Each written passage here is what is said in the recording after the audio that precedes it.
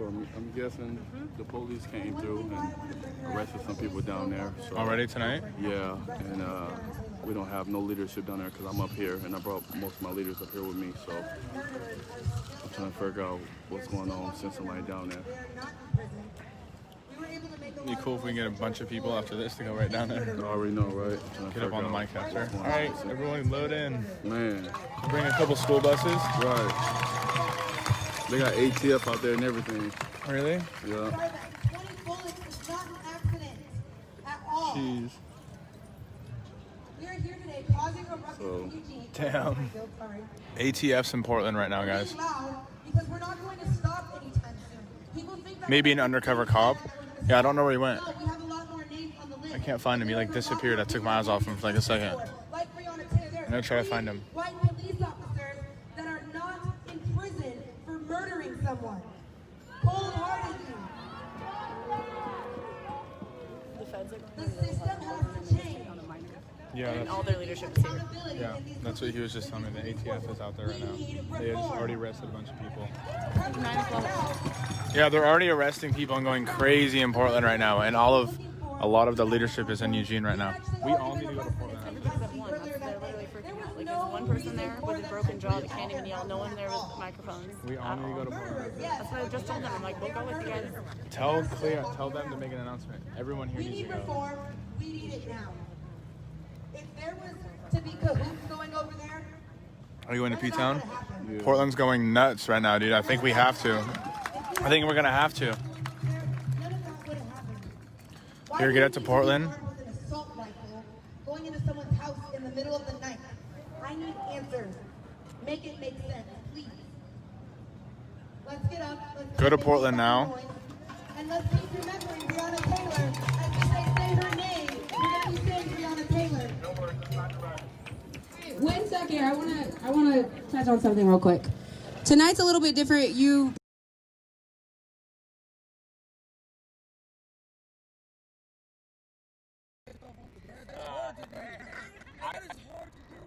I want to challenge every single one of the allies out there to have tough conversations. I know it's a broken record, but every single day. You cannot let up. You cannot let up. If your friends and family members share some bullshit on social media, fucking check their ass. I don't care if it's your parents, I don't care if it's your brother, I don't care who it is. You fucking let them know that it is bullshit. And you do not let up. Also, I want you to encourage all of your fellow allies to do things. I realize that not everyone's able-bodied and they can't be out there every day. Some people can't watch. Some people can't donate because they don't have the funds to do it. But everyone He sat in a room, in a square the color of blood. He drew the whole world, if there was a way that he could. He'd sit and he'd stare at the minarets on top of the towers. For he was the beast, as he hatched his new plans to gain power. And the snow fell, covering the dreams and ideals. And the snow fell, freezing the blood and the wheels. And the snow fell, they had to keep warm for survival. And the snow fell, and defeated the beast's only rival.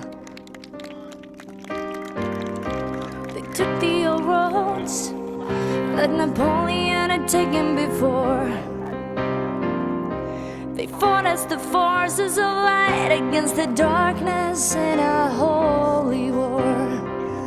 One day they were looking around at the sun shining on the cold flowers. The next day they were freezing to death in the snow and the ice cold showers. And the snow fell, covering the dreams and ideals. And the snow fell, freezing the blood and the wheels. And the snow fell, had to keep warm for survival, and the snow fell and defeated the beast's only rival. Then came the deadly road back from the steps of their retreat. The cold wrecked their bodies, but worse was the pain of defeat. Many people who had hailed them once now turned and looked away. Well, these people now knew that the beast was on his way, and the snow fell, covering the dreams and ideals, and the snow fell, freezing the blood and the wheels, and the snow fell. They had to keep warm for survival, and the snow fell and defeated the beast's only rival. You finally came back to the borders of your fatherland. Now enemies came, traitors everywhere at hand. Many people who had fought and died, knowing that they had to win. Well, yet still it sickens my heart to see the picture of the red flag in Berlin, and the snow fell, covering the dreams and ideals, and the snow fell, freezing the blood and the wheels, and the snow fell. They had to keep warm for survival, and the snow fell and defeated the beast's only rival, and defeated the beast's only rival, and defeated the beast's only rival. If you are at home still because you're so afraid that you'll have to come out here alone, and that it might mean that your family might cut you off. You might not be the one cutting them off. You're desperate for them to love you and accept you as a family, and you can't understand why they can't understand. Eyes shining bright with unspilled tears, thinking about all those wasted years, when everything worth living for is gone. And brother, I find it hard to keep fighting on.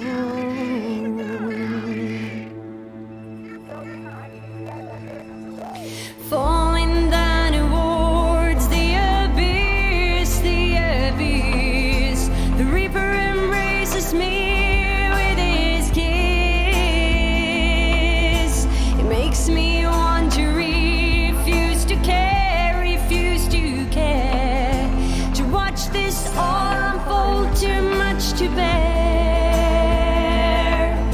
If this is the way it ends, if this is the way my race ends, if this is the way it ends, I can't bear to witness.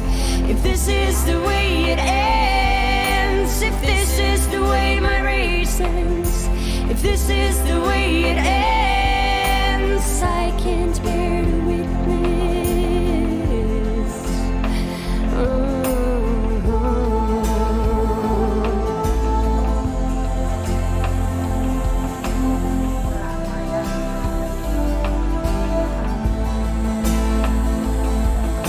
Disease encroaching on all I hold dear, but somehow I gotta get my soul out of here. Heart of agony, faint burning hole.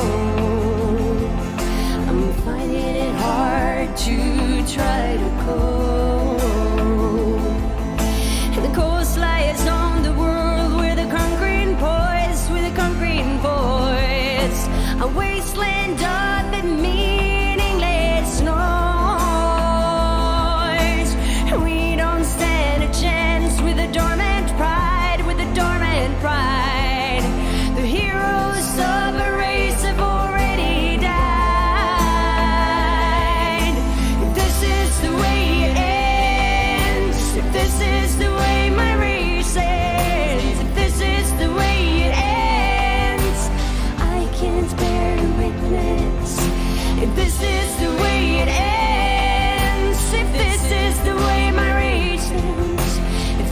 is the way it ends. Oh, I can't bear to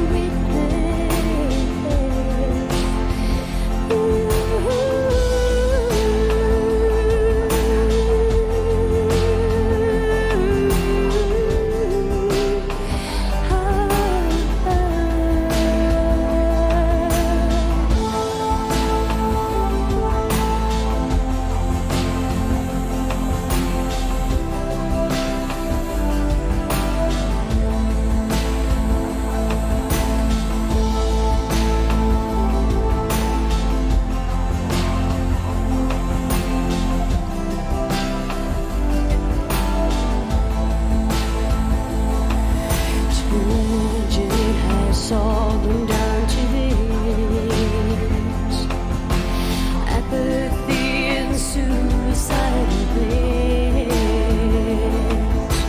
It's all over except for the crying, with the whimper instead of the roar of a lion. The greatest race to ever walk the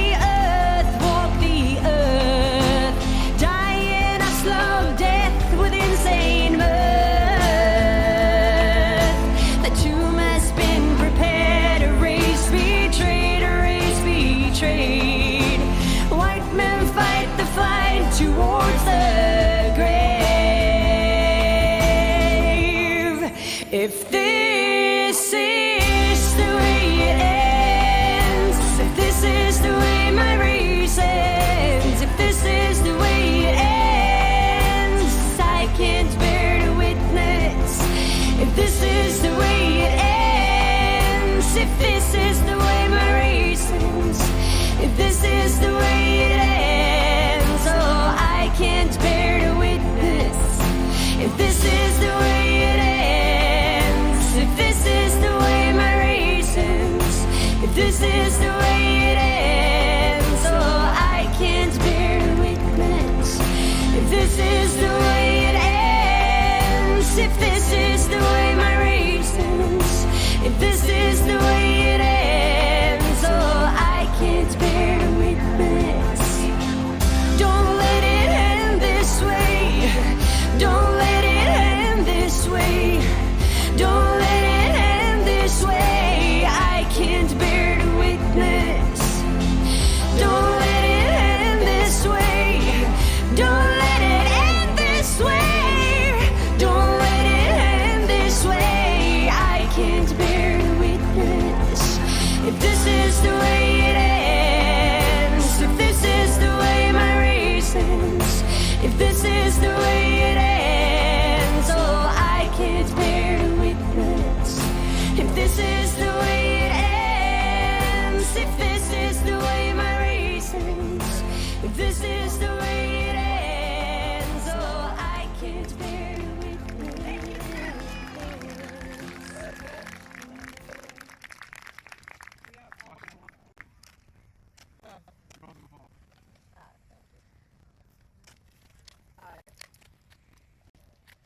Alright, first I just want to apologize to PK and the organization for my introduction. Like, for that, I ain't mean to come in like that. It was disrespectful. I apologize. Speaking to the mic. My bad. No, you should. That was disrespectful. I wasn't thinking, you feel me, like, that it was going, you know what I'm saying? My bad. I ain't no public speaker, y'all. I don't never speak in front of the crowd. I'm nervous as hell right now.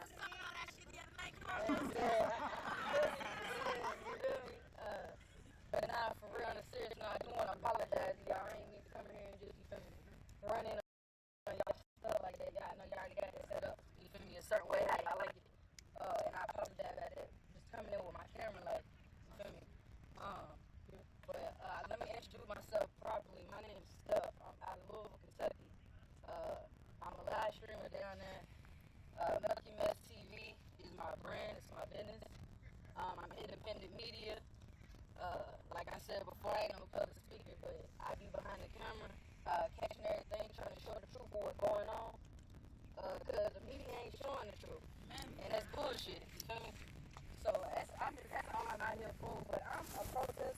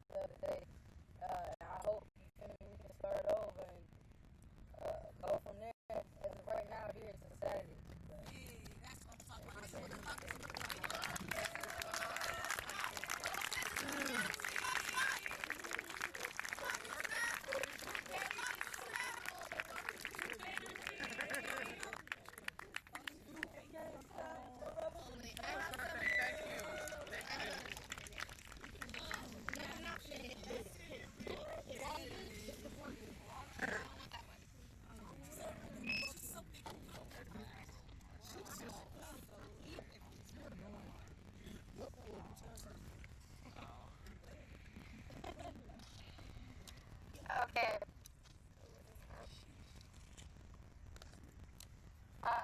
We've been speaking about our 5 demands for a while, and I just want to recognize that there are other organizations for each of those demands that have been putting in the work a lot longer than we have these last 5 weeks.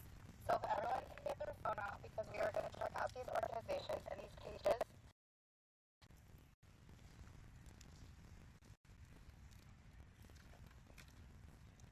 The first one is KingCountyEquityNow.com. Y'all need to make sure you check them out because everyone knows what equity is, right? No? Equity is land, and that's our second demand that's property. Sorry, property. And when we talk about our second demand, when we get that money from SBE, right? We want to have land, we want to have community, better stuff for black people. So, King County Equity are the people that are going to make sure that happens. That's where probably most of the property we're going to is King County Equity, because we can trust them. The other one, we talk about our fourth demand, and that's no new youth jail. There's an organization for that one as well. And their website is nonewyoutjail.com. You can go and check it out. They have been fighting for this, I believe, since 2012. So, give them credit as well. And then, this is run by youth. This is not an official page, but Defund SBE on Instagram.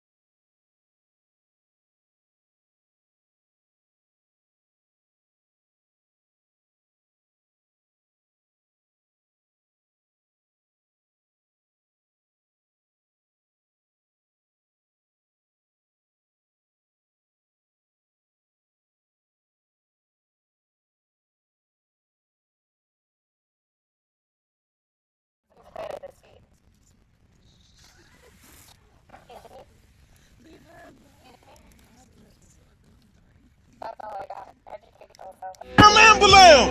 Where the ambulance? Why the man body still right there? Ain't supposed to be laying there. Damn ambulance! Whoa, Black Betty. Damn ambulance! Whoa, Black Betty. Damn ambulance! Black Betty had a child. Damn ambulance! The damn thing gone wild. Damn ambulance! Said a word, not a mind. The ambulance! The damn thing gone blind. Ambulance.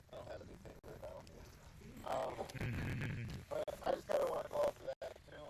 Basically, what I've been seeing over the last few weeks is really, great. I think the white support overall in the city, in the area, has been, it's been great to see overall. And I appreciate it too, blocking the freeway, blocking the streets when we had it, blocking the streets when we were going to precinct, etc. All those times, I do remember those, and I do appreciate that. So Yeah, listening to my local police scanner, we got an overdose somewhere in town. They're on their 3rd dose of Narcan. Said he's breathing now, but that's it.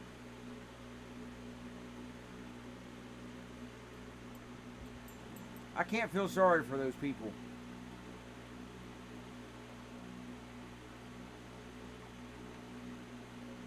I mean, a lot of people do, but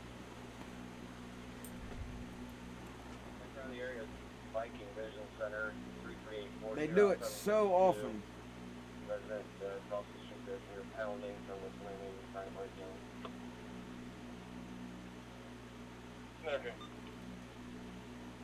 Yeah, our idiot governor here extended our mass gathering order to no more than 10 people thing indefinitely.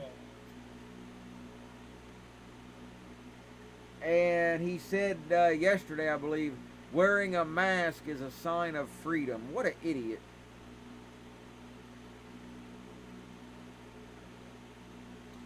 And we've got 7 counties so far in the state where you have to wear a mask outside, and blah, blah. Even though one county said they refused to enforce it. One of my state reps, Neo Vitale, nice guy. I've met him once. He had a thing he put out today saying, stop getting tested. He's telling all of Ohioans to quit going and getting these stupid COVID tests. He said, if you hate this communism and dictatorship, quit getting tested. That's just making things worse. And I agree.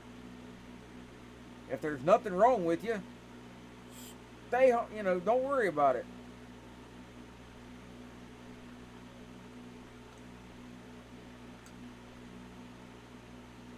Masks don't do any good whatsoever. They're useless. Now, if you had a full respirator, face shield kind of deal, that might do some good. But all this other crap is useless.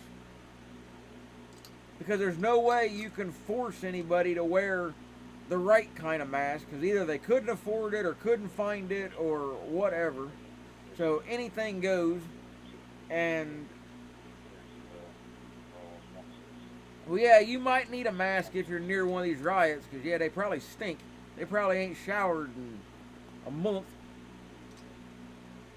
So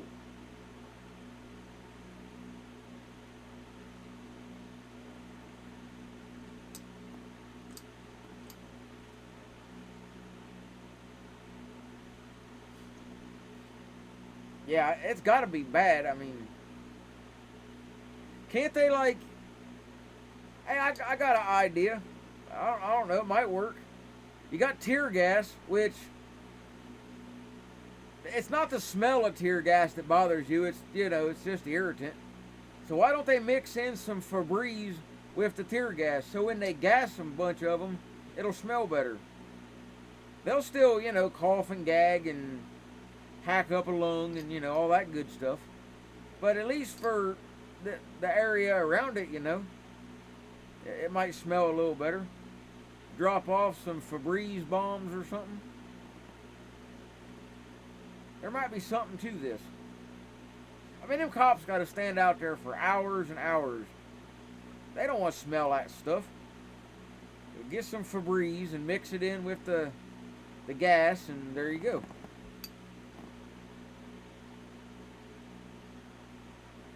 And Febreze, you know, it don't hurt anything.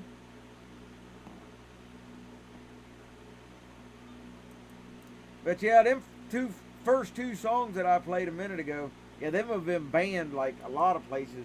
I'm surprised they're still on YouTube. They've been there for a while, but Spotify finally took them down a while back. All of her songs are taken down. But a lot of people listen to them and have no idea what the meaning is behind them. Especially the first one, about communism.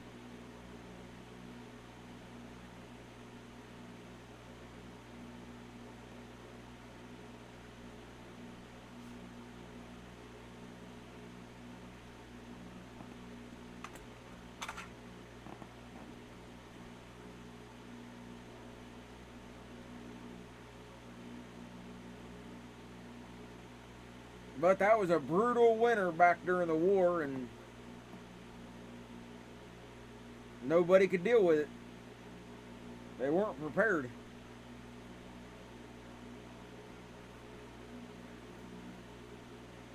Interesting history if you look at it, though.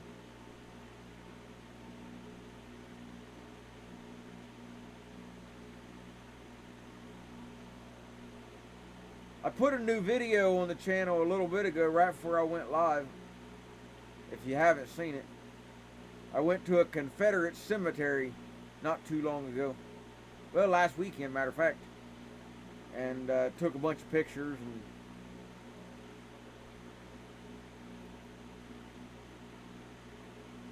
well, exactly.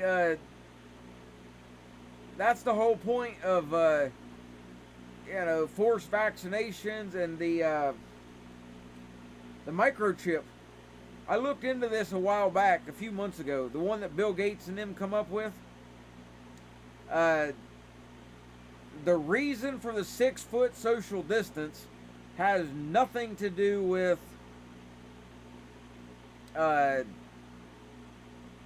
you know, virus. The 6-foot rule. If you're closer than 6 feet, they can't read your microchip. Y'all blend together like, you know, like a herd of zebra. They can't pick one out from the other. But if you're 6 feet or more apart, they can read your chip. The Confederate cemetery I went to is in Columbus, Ohio. And it's in the hood. I mean, it's like downtown Chicago. It is a horrible neighborhood. But on the, on the flip side, those people there are the ones that were responsible for petitioning and other things to get the big statue fixed after somebody vandalized it about a year ago. It is guarded 24 hours a day, 7 days a week. But the guard, there ain't a whole lot he can do. Really nice guy, but always got a cell phone to call the cops. There ain't a whole lot he can do. He does lock it after dark, but I knew of some of the history of the place, but one thing I didn't realize was, that's the first time I had been there, was across the street, which these are in the video at the end, there's 2 apartment buildings. One is Lee, and one is Grant. And I saw those, but I didn't think a whole lot of it until the guard told me that those 2 apartments are the last 2 original buildings. They were the barracks when it was actually prisoner of war / training camp. So they still stand to this day. I mean, they've all been converted, and I don't know how much actual real building is left, but nevertheless, it's still there. And that's kind of cool. But over 2,000 people are buried there, from 14 years old all the way up to, I believe, 86.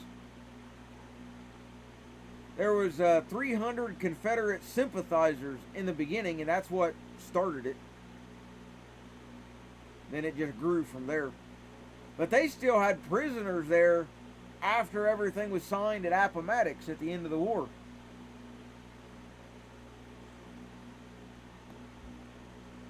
But it's I don't want to say eerie, but you can feel a lot of emotions and stuff when you're on the property. That must have been horrible for what, those people went through. The kids, that guy said, they were snatched up. One in Georgia and one, I believe, was Alabama. They were just grabbed along the way. But very interesting place.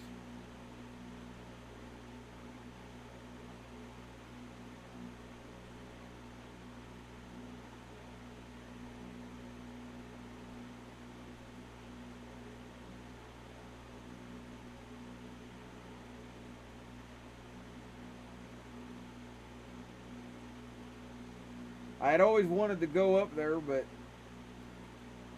had never had a chance until a buddy of mine happened to be up that way and found out exactly where it was. Well, here, let's watch this for a minute. High-speed chase, California, I guess. Yeah, Orange County. Doesn't appear to be any audio, but we can at least watch it.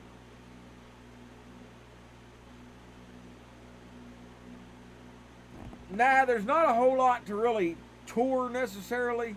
It's just the 2 monuments. They got the large archway with the soldier on top, and then right by the front entrance is actually a cannonball from Vicksburg, from the battle there that was donated. Then you've got all the graves. There's a historical marker out by the sidewalk that you can read both sides, and then inside the gates there's a pretty good sized board that's got a few pictures and the history and things on it. I couldn't photograph every single grave, but the guard was very knowledgeable because, well, if you're going to be sitting there for hours at a time, he's got nothing else to do but really research the place. Why not? So it's on findagrave.com, and if you go to my video and look up pretty much any name you find there, but there's one in the beginning, I don't remember the name off the top of my head, but he was actually just a civilian sympathizer. So if you look up his name on findagrave.com, Columbus, Ohio, then it brings up the rest of the cemetery, and you can see who else is there. Alabama is the most prominent state. I felt bad for the guard, though. He only been there a month, He was retired Army. He was older, not an old guy, but older. And well, like, okay. And I asked him how long he'd been there. And he said a month, and he said he had the best job opportunity in the world until the virus killed it. He was going to get a job with Carnival Cruise up in Alaska. He said they was going to pay for everything, room, board, room and board, good pay, to be a security guard at the hotel that they owned. So he got out of his apartment lease, got rid of most everything he owned, put the rest in storage. About 3 or 4 days before he was supposed to leave, the whole trip got canceled, ended it all because the virus happened. And so I kind of felt bad for him in that regard. So now he's scrounging around for a place to live and trying to get all of his affairs in order.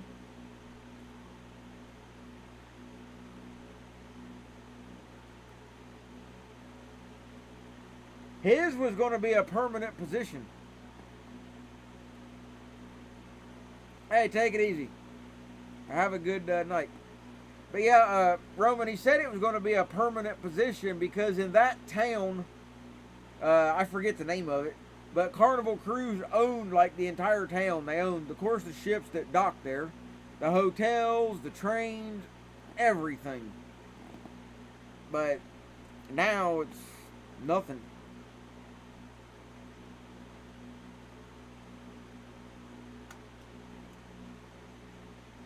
But yeah, Saga, the singer that I posted the songs for earlier, yeah, she's banned a lot of places for being pro-white. And, well, that song was a pro-Hitler song. Which, yeah, he was moving to the town. He was going to do security at the hotel that they owned. I can't remember the name, but he said that Carnival, like I said, owned that entire town. Everybody stopped there and would either stay for the day or overnight sometimes, and then take the trains in and go farther into Alaska where they got, you can see the bears and the moose and the whatever. But yeah, he had a really nice lined up job, it sounded like, but not now. Yeah, Georgia Guidestones is a crazy thing. As far as I know, they never did figure out where that all came from.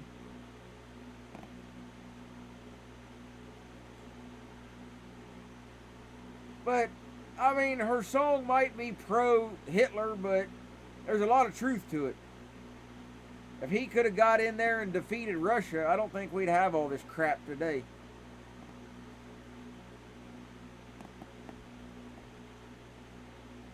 Well, looks like that's the end of that.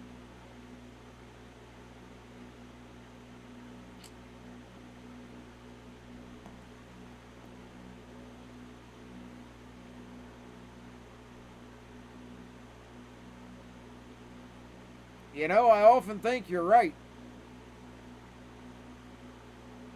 To a degree, anyway.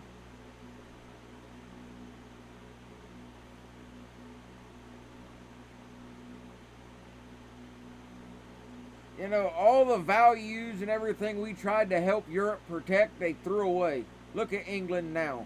London. Overrun by Muslims. Got one for a mayor. Everything that we fought for over there was for nothing. I hate to say that our guys died in vain, but I think some of them was sort of a waste.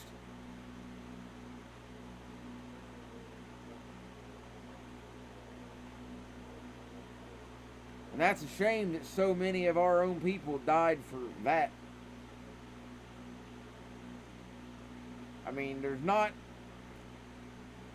no major European country is, Muslim free or living a decent, lifestyle like you would think after winning a world war.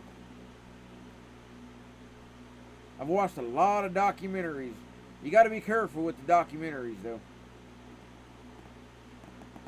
As they say, the winners of the war write the history book. So you have to be careful. Even Amazon's got some decent ones. But you need to do a little bit of research on your own to see what really happened and why.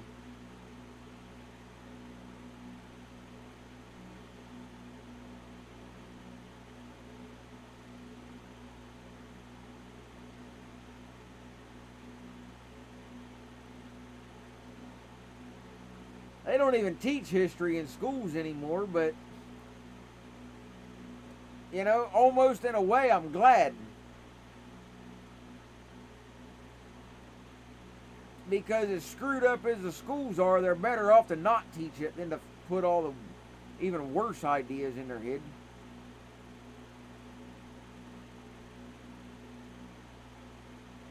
No, I don't think I've read that one.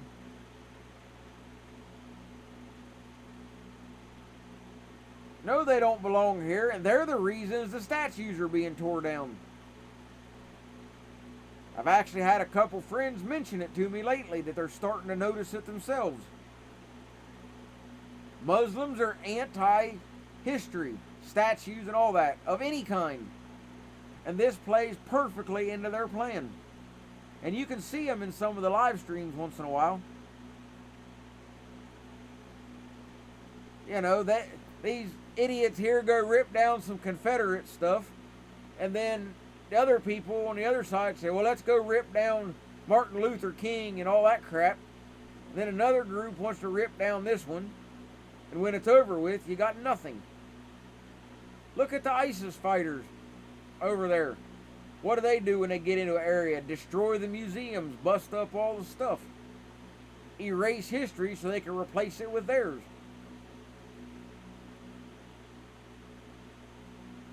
Well, and I've said for quite a while that, you know, you got the Declaration of Independence, all men created equal. Okay, I'll go along with that. All men created equal. The key word is created.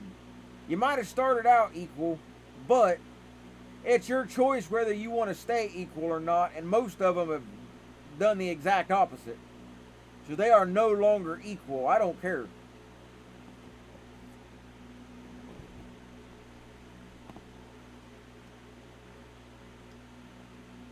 You know, you got started off okay, but how you chose to go from there, that's on you.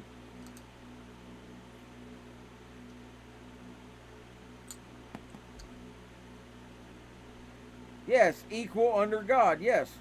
Created.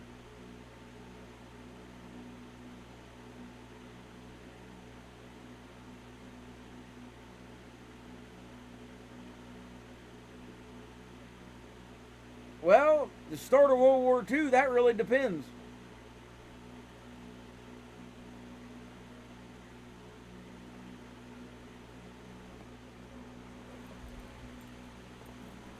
As far as U.S. is concerned, we got in it all from Pearl Harbor. But there's a lot of different factors of why each individual place got involved.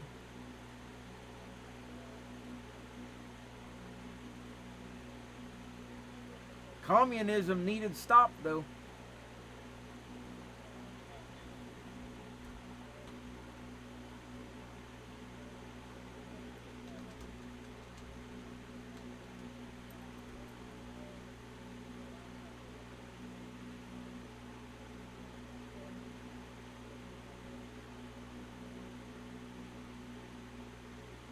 I mean, people didn't like what Hitler was doing and all that.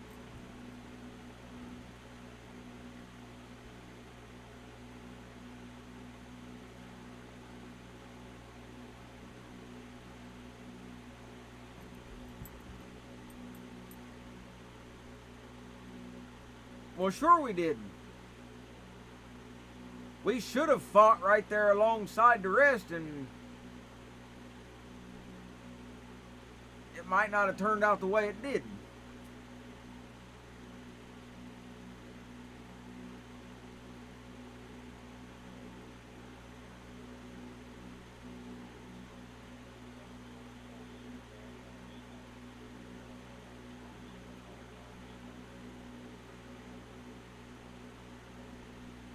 Well, that's true too. Yeah. Yeah, there were. I don't remember the exact guns, so forgive me on that. But there were a few guns that we used that every one that we used, we had to pay Germany for. You know, we made them, but you know, they had patents and whatnot, so they got, I don't know, a few bucks off of every one we built.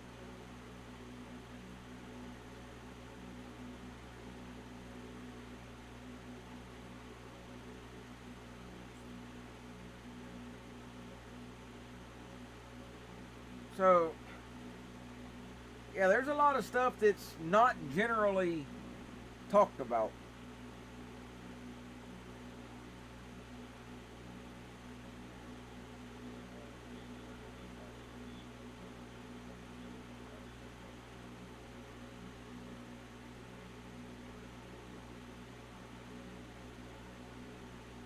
And communism could have definitely been beaten back.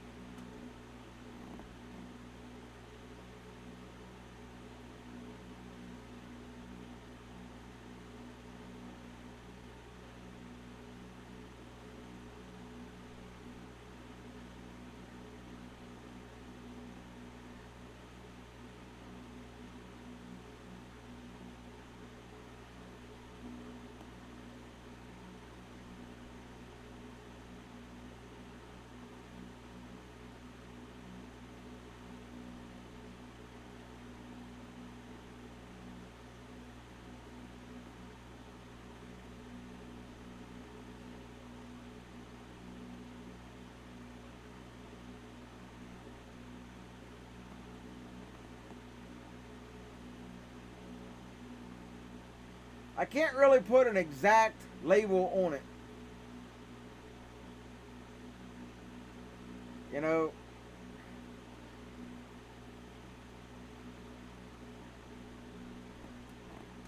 I don't really like labels anyway, but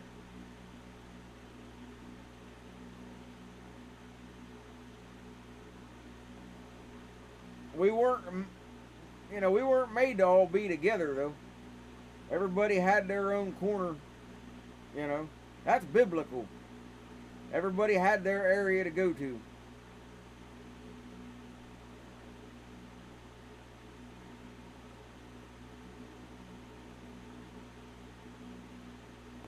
If you've ever read any of the Bible, they had Tower of Babel.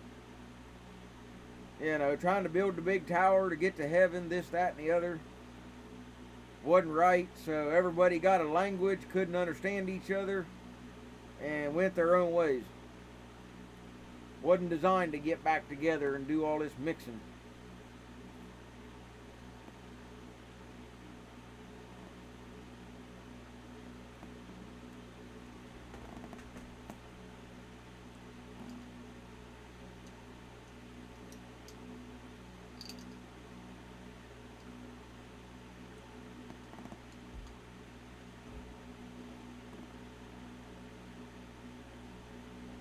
You're watching about 6 different protests. Well, 3 actually. 2 different views of 3 places.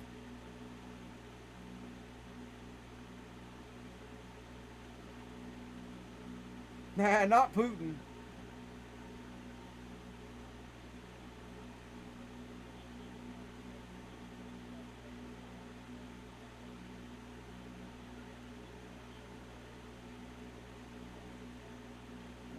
That's where language came from. Before the tower, everybody spoke the same.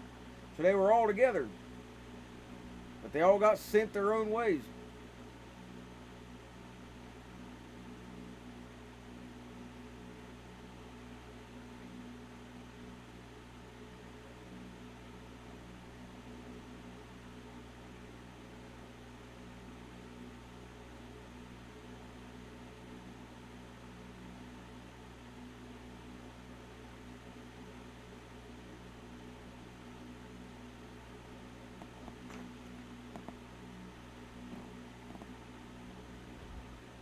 And Muslims are just a curse on the earth.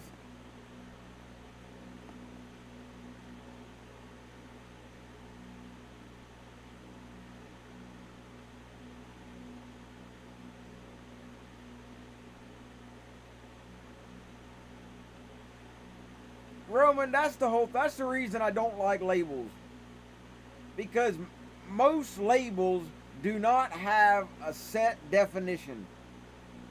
It's always up for interpretation, and that's why I don't even like to have labels. I dealt with that in some of my classes at school, especially psychology. You know, I made a point about that. Teacher agreed with me to a point. There is no standardized, dead set definition on a lot of this stuff.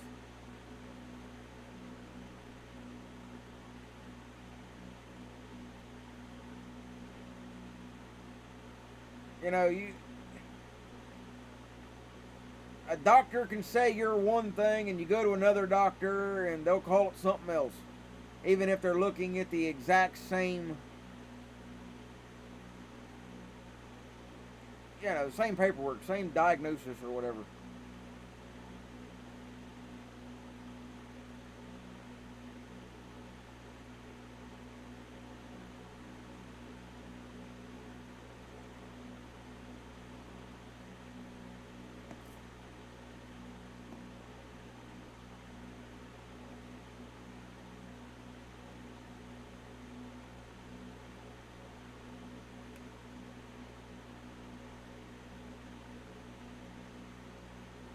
It just never turns out well when people start mixing everything up.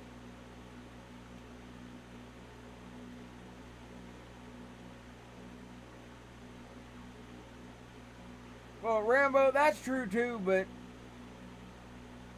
and no matter what label somebody has, more times than not, it's looked at as a bad thing.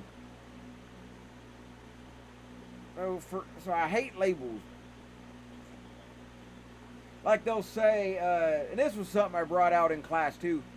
I was doing a little paper on bipolar. Not much about it, but it was in there.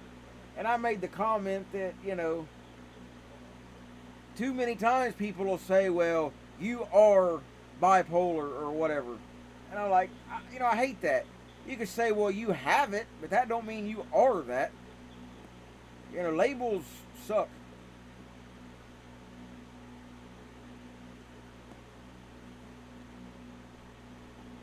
Yeah, man, the Amish, man, they got like the Amish Mafia.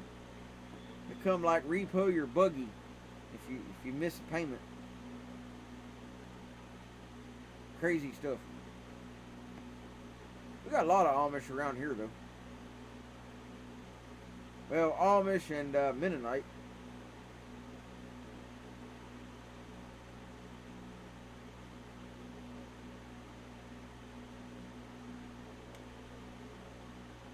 But yeah, that's the thing. I mean, you know, you say like bipolar 1. Okay, I get that. But that was one doctor's opinion. If you go to another doctor, they're going to say something else. I mean, a lot of labels just have no, like I said, no set anything. There's too many gray areas.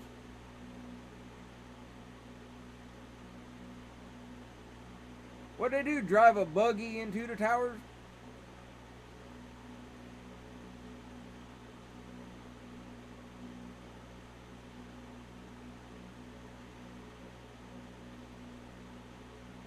But,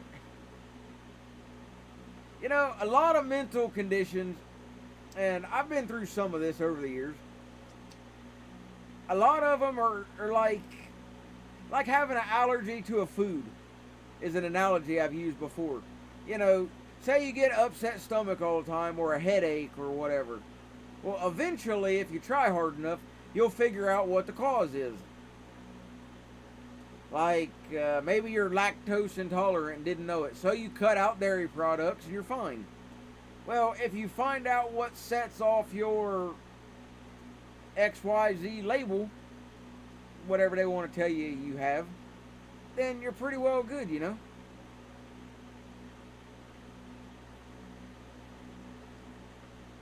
I used to go to them crazy therapy sessions when I was younger, and a lot of them are a joke, but all right, we got enough people, and I would like to get an opinion of what y'all think of this, because this happened to me. They had a group therapy sessions, like a couple days a week, I believe. And I was the youngest one there. The rest were a lot older than me, but it didn't matter. They were all right people. Well, there was about 10 or 12 of us in the room that day, sitting around the table. And the therapist woman comes in. If I remember right, she was a fill-in. So we're talking, chit-chatting, whatever. And she says, we got an exercise we're going to do today. Now, keep in mind, we've only been in this group at all less than a month. So we're just kind of figuring out who each other is. So she said, we got an exercise today. And what we're going to do is go around the room, pick whoever's on your left or right, whatever. And we want you to diagnose the person. And you can only ask them no more than 5 questions. And they gave us a time limit of, I don't know, 10 minutes or something. And we had, had to go around and diagnose the people beside us. I thought that was the worst thing that they could have somebody do. Everybody done it, and I don't remember what the outcomes were. Because everybody was just like taken back, because there was no explanation given of what this was supposed to benefit. Had no idea. And it was just, I don't know, it just seemed wrong to me. I mean, we didn't get to ask very many questions, and what would why would anybody want their, mental health broadcast to the group? If you want to freely share something, that's cool, but not the other stuff. And we never got to find out, from what I can remember, if we were right or wrong. So, I don't know. I just didn't think it was right. It was in some kind of a book that she had as an idea, so I don't know. It was one of the weirder things I had ever seen concerning that subject. I don't know.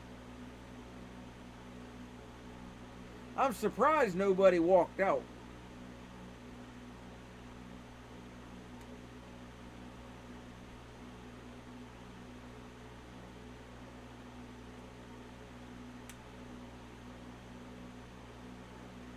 But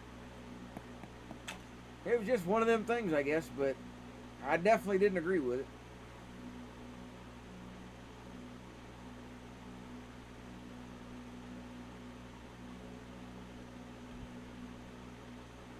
Well, it just, Sean, it just seems insensitive, if nothing else. I mean, say you was just diagnosed recently of, I don't know, schizophrenia or some whatever. Do you really want to sit in a room and have some basically stranger diagnosing you in front of a crowd? No.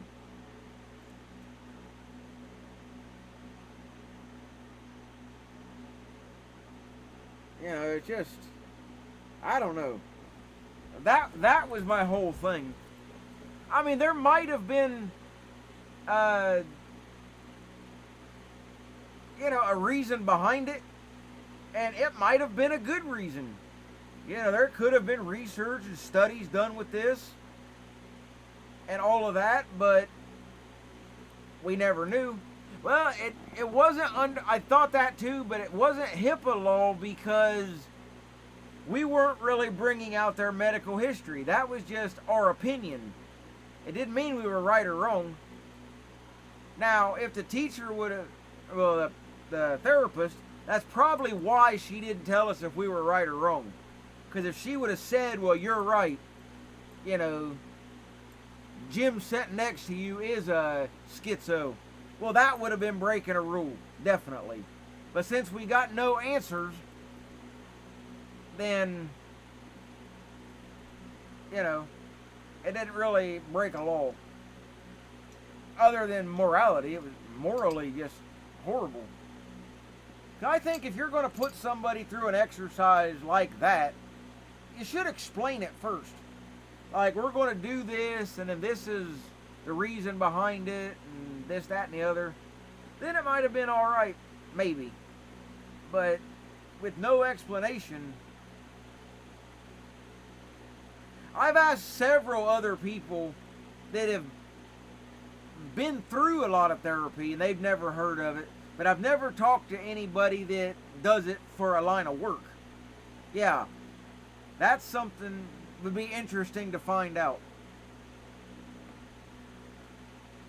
If she tells you anything, Sean, jump over in the Discord sometime and send me a private message of what she said. I'd be interested to find out of what she would think. That's been years ago, but that's probably been 15 years ago now. But it's always stayed in the back of my mind that that was one of the worst exercises that I ever went through. And I didn't think of it until later, you know, years later, but there were two women that were really nice. They were older ladies, they were real nice. I mean, they had their issues, sure, but they were nice. Well, it wasn't probably less than a month after that exercise, they moved. I don't know if that had anything to do with it or not, but they did move. I mean, they were friends, but they didn't move together or anything, but they both moved out of town. Because here, that's the only therapy place we have in the county. It's only one location. But I agree. I think it's totally wrong. And, you know, somebody could offer me all the money in the world, and I honestly couldn't tell anybody what anyone said. And I think everybody else would be the same, that we all kind of blocked out that whole exercise. I know we done it, but I think we just blocked it out. That was just a bad thing. I didn't like it.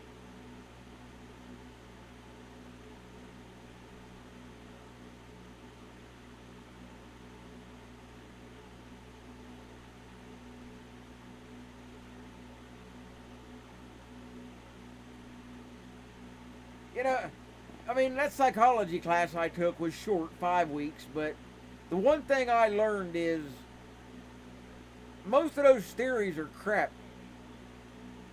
You really can't prove much of any of it. A lot of it comes back as inconclusive, or somebody can easily prove it wrong down the road. So, when you're doing those kind of theories, if you're good at speaking, then, or, you know, or writing, communications, then your theory will be respected. Doesn't matter if you're any good or not.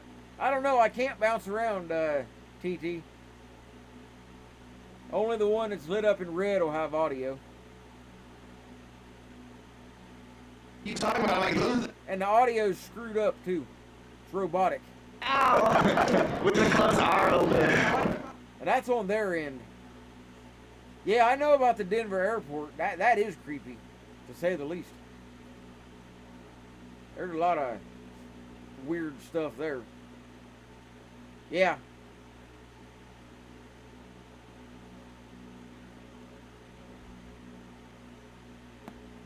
Oh, okay. Well, the feed that I'm using is off of Twitch, though. So I'm not sure what the deal is. I mean, it's not my end, I don't think. I mean, let me know if it sounds robotic to the rest of you. With a note saying sorry. Sorry, I shaved your ass and took your kidney. Right, like, wow.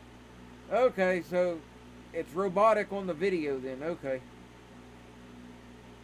I know sometimes if I get something that's gets unplugged part way or something here, it'll sound crazy, but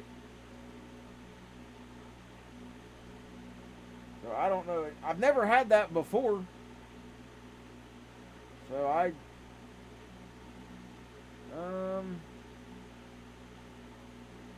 and I'm not seeing anything mentioned.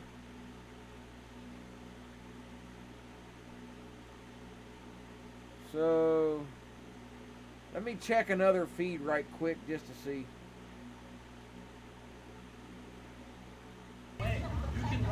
Yeah, it's definitely this feed. I checked another and it's fine, so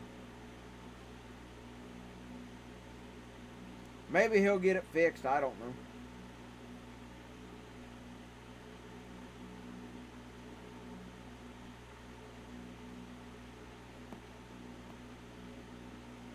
That could be. I mean, that's definitely possible. But when I use a Facebook feed, it's like, yeah, the Facebook feeds, they sound fine. It's only this particular one here, so.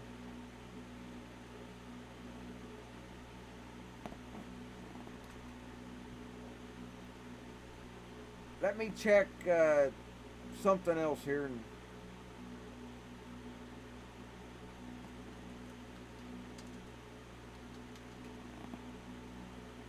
give me a second here.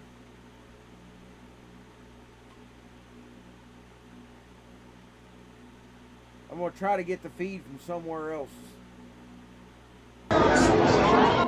Okay, it's a Twitch issue.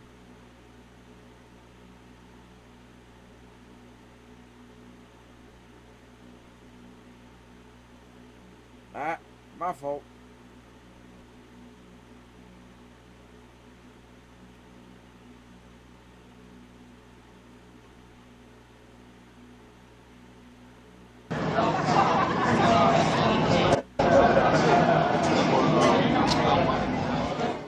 Okay.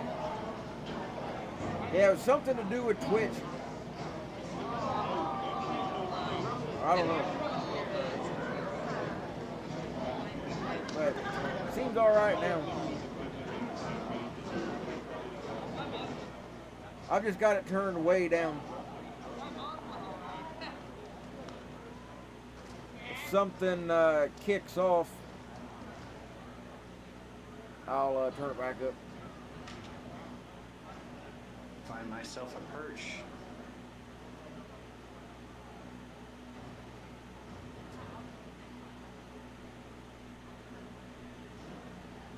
Well, there's really nothing going on at the moment because it's still really early as far as out there is concerned. So, just to kill time and kill whatever, I'll play the Johnny Rebel playlist as soon as I get it pulled up here. Just give me a minute.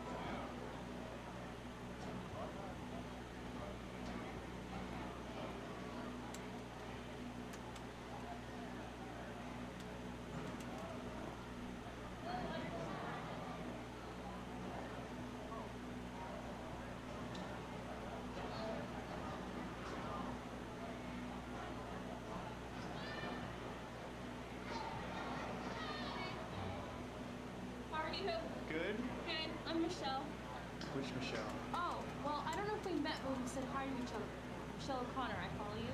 Okay. And my friend Sarah, she's over here somewhere filming. Nice. Did you see what happened earlier when the marshals came out and grabbed No, I was just walking up when that happened. Okay. Apparently, a whole bunch of them ran out, grabbed one person, arrested him, and then went back in. Okay. And that was earlier on my stream. The guy who did have the video footage of what happened played it, and I recorded it. Okay. But it's Yeah, like since nothing really is going on. Okay. That was the one we started watching your live halfway through when you were showing the. I'll just play some music.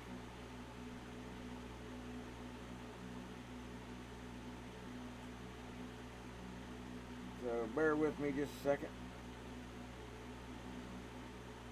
Get my playlist pulled up. And there's about an hour and 8 minutes worth of music. So if nothing really kicks off, I'll just let it play. But if something looks good, then I'll switch it back.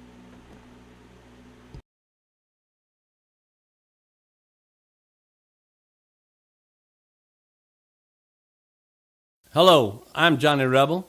For a long time, we've listened to these niggas pitch a fit. about their hard times and civil rights. Well, ain't that the pits? So I think I'll take me an imaginary trip and try to be a nigger for a day. If I could be a nigger for a day, I could live my life the free and easy way. I'd take from Uncle Sam and let the white man pay. If I could be a nigger for a day. Now for one whole day, a nigger I could be. The first thing I'd do is join the NAACP, and I'd let Kwasi and Fume do my thinking for me. If I could be a nigger for a day.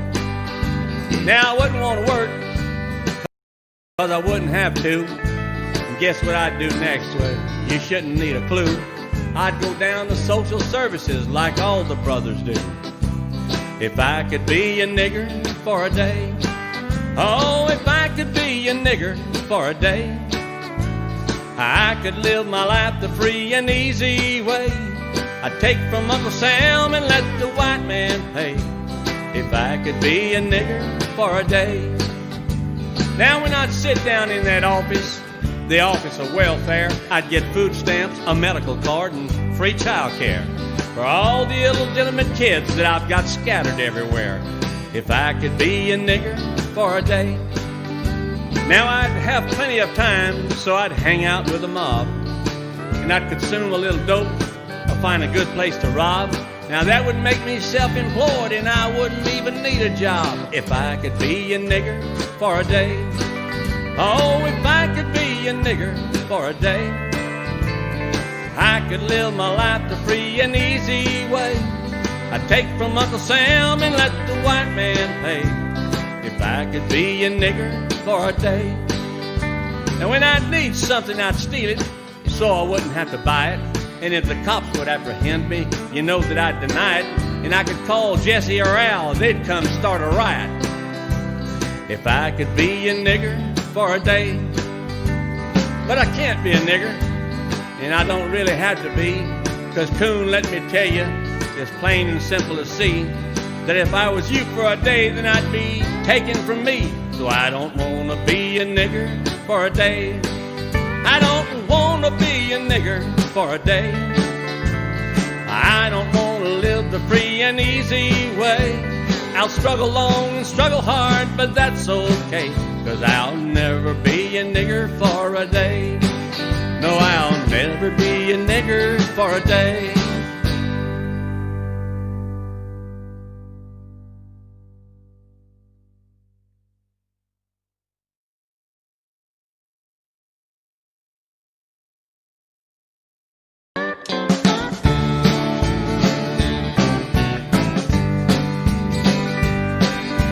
Quit your bitchin' nigger and just let things be. You're messing up big time, take it from me. Quit your bitchin' nigger or you'll get your due. All the Ku Klux Klan will come a-calling on you. For 40-something years you've been raising all hell, and niggers, that ain't enough. We're all getting mighty fed up with you and all of your civil rights stuff. Don't you love this country? Either you do or you don't. If you ain't happy, then what the hell do you want? Hey, quit your bitchin' niggers and just let things be. You're messing up big time, take it from me. Quit your bitchin' nigger or you'll get your due, 'cause the Ku Klux Klan will come a-calling on you. You got money and jobs and your equal rights given by the government. You got welfare, food stamps, a medical card, and sometimes a little free rent. You just keep begging, taking everything we've got. Well, damn you nigger, don't you think it's time to stop? So quit your bitchin' niggers and just let things be. You're messing up big time, take it from me. Quit your bitchin' nigger or you'll get your due, 'cause the Ku Klux Klan will come a-calling on you. Lately you're yelling down a rebel flag, wanting us to take it down. It represents our history and southern pride and rebel blood on the ground. So go to hell, nigger, I'm telling you loud and clear. It ain't you're staying right here. Hey, quit your bitching niggers and just let things be. You're messing up big time, take it from me. Quit your bitching nigger or you'll get your due. Cause the Ku Klux Klan will come a-calling on you. Cause the Ku Klux Klan will come a-calling on you.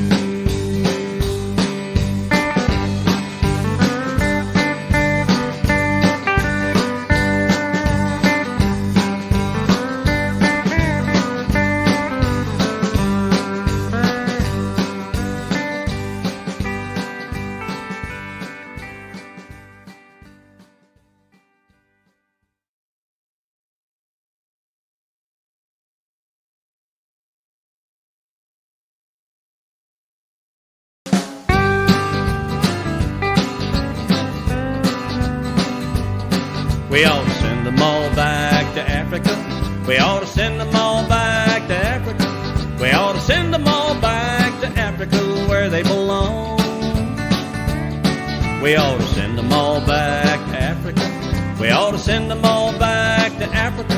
They ought to get the hell out of America and leave the white man alone. They don't like this, they don't like that. They're never satisfied, and that's a fact. The more we give, the more they take. The more we fix, the more they break. The country's in an awful mess with a whole lot of civil unrest. I got one thing to suggest. They ought to leave and get gone. Gather up all the niggers and go back home. We ought to send them all back to Africa. We ought to send them all back to Africa. We ought to send them all back to Africa where they belong. We ought to send them all back to Africa. We ought to send them all back to Africa. They ought to get the hell out of America and leave the white man alone. They want their way, it ain't no doubt. They just keep pushing, they never stop.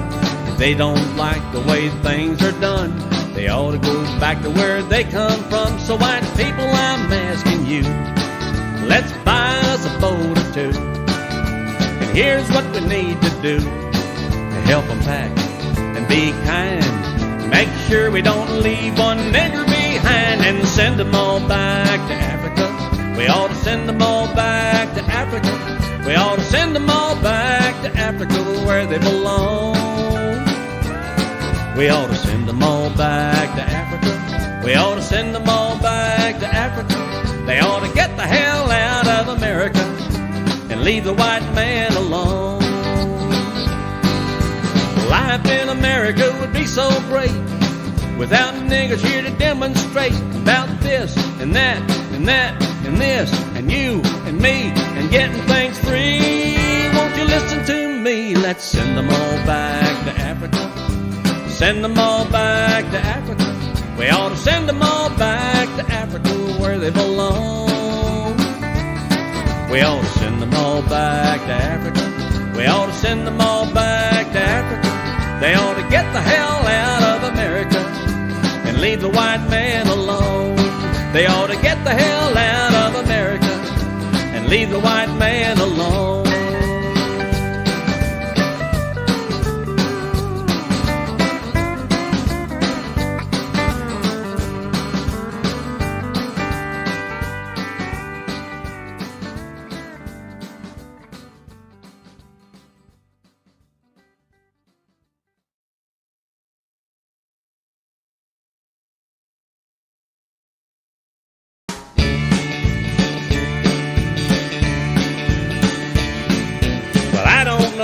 The sky is blue and why the gums on a nigger, well, they're blue too. I don't pay attention to all that stuff, but I do know niggers suck. And I don't know why the world ain't flat and why the nose on a nigger is flat like that. I don't pay attention to all that stuff, but I do know niggers suck. Well, I don't know and don't want to know why Jigaboo's lips are thick, but I sure know that a nigger ain't worth a lick. And I don't know and don't want to know why a nigger ain't got no pride. But I know them coons are never, no, they're never satisfied. Well, I don't know why the rain comes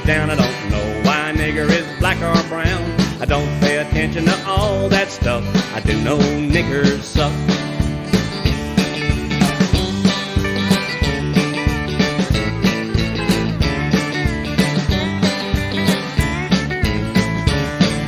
Well, I don't know why niggers stinks. I don't know why Jigaboo's hair has kinks. I don't pay attention to all that stuff. I do know niggers suck.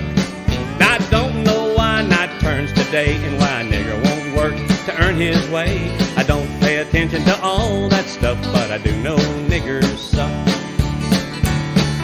I don't know and don't want to know why Jigaboo's lips are thick, but I sure know that a nigger ain't worth a lick. And I don't know and don't want to know why a nigger ain't got no pride, but I know them coons are never, no, they're never satisfied. I don't know why a nigger is kin to an ape. I don't know why spooks want to integrate. I don't pay attention to all that stuff, but I do know niggers suck. I do know niggers suck. Hey, I do know niggers suck.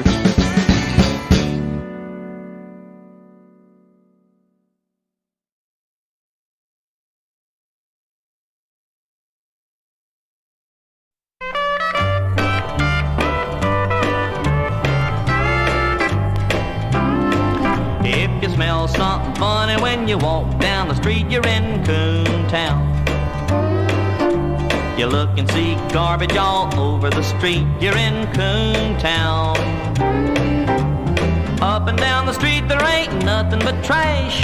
Nigger girls trying to get a nigger boy's cash. Then you even see a spook with a big mustache in Coon Town. On the corner there's a nigger with a drink in his hand, that's Coon Town. Trying to bum a nickel from whoever he can in Coon Town. Now don't be surprised, you can make a bet. If you go back tomorrow, he'll be there yet. He's trying to get drunk, and drunk he's gonna get in Coon Town.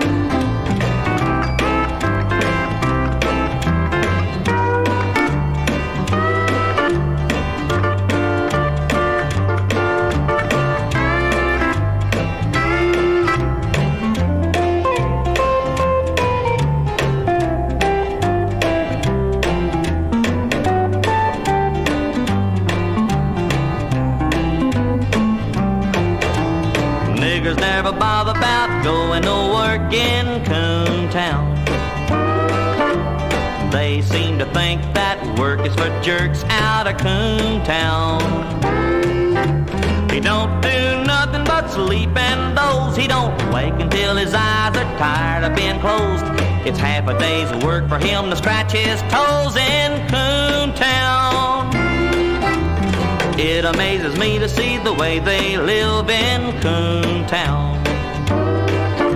They do all the taking while we have to give to Coon Town. The night man worries, the nigger don't care, 'cause at the end of the month his check will be there. Every nigger earns his living off the old welfare in Coon Town.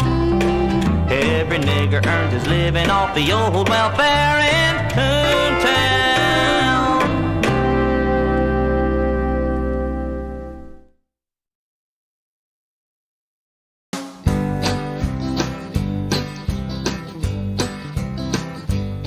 The other day I ran into an old friend. Joe was his name, so I said, "Joe, how you been?" He said, "JR, you won't believe this, but things ain't worth a damn." And I said, "Joe, what's the problem?" He said, "JR, you want to know my problem? Well, I'll tell you my problem." And he began his story something like this. All my life I've been single. I didn't want to be tied down, but I finally did it. I finally got married and the shaft started going around. She was divorced and had 3 kids. They all had fair skin and blonde hair, but I didn't know their daddy was a nigger, and daddy just had to be there. Oh, what do you do when everything's messed up, sticking down in your craw? Other men are lucky, all they have to agitate them is a doggone mother-in-law. But this black hairy dude living down at my house beats all you ever saw. I'm the sole breadwinner of a wife and 3 picking pickaninnies and a nigger-in-law. And he kept on a-talking, and I just kept on listening. And he went on something like this. It all started last Friday evening. I got home from work that he said, sitting there loafing, resting and a-smoking. Man, he was ace of spades black. I didn't know just who he was then, but it wasn't too long till I did. He said, don't get uptight, I got visiting rights and came to see your wife and my kids. Oh, what do you do when everything's messed up, sticking down in your craw? Other men are lucky, all they have to agitate them is a doggone mother-in-law. But this black hairy dude living down at my house beats all you ever saw. I'm the sole breadwinner of a wife and 3 pickaninnies and a nigger-in-law. Well, he talked on, and I began to figure out that Joe had found a solution. He said he was still there Saturday evening, just watching me mow the lawn. He watched the game on Sunday and the soaps on Monday. It's Tuesday and he still wasn't gone. Suddenly I got me an idea, and I came up with a plan. I turned my nigger-loving wife and her nigger ex-husband over to the Ku Klux Klan. That's what you do when everything's messed up, sticking down in your craw. Never again will I ever say a word about anybody's mother-in-law. That nigger bowed up when the Klan showed up. It was the last thing he ever saw. Now I'm the ex-husband of a wife with 3 pickaninnies and a nigger-in-law. I am the proud ex-husband of a wife with 3 pickaninnies and a nigger-in-law.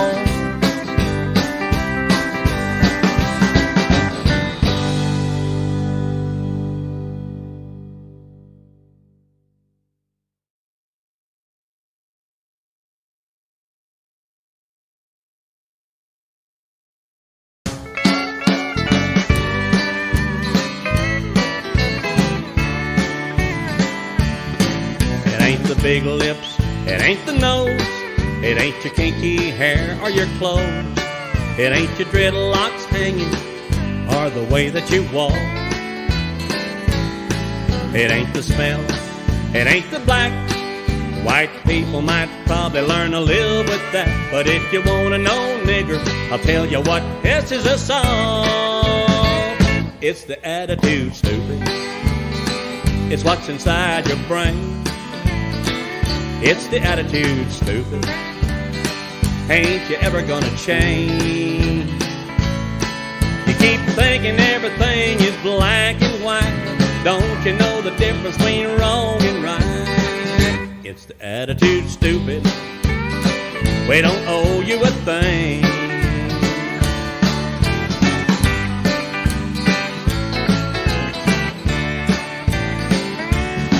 It ain't your looks, and that's a fact. It ain't your ass riding up on your back. It ain't the way you say alright when you spell out a word. It's the things you say and you do, thinking white people still owe something to you. Well, listen to me, nigger, this is something you've never heard. It's the attitude, stupid. It's what's inside your brain. It's the attitude, stupid. Ain't you ever gonna change? You keep thinking everything is black and white. Don't you know the difference between wrong and right? It's the attitude, stupid. We don't owe you a thing. Hey, it's the attitude, stupid. We don't owe you a thing.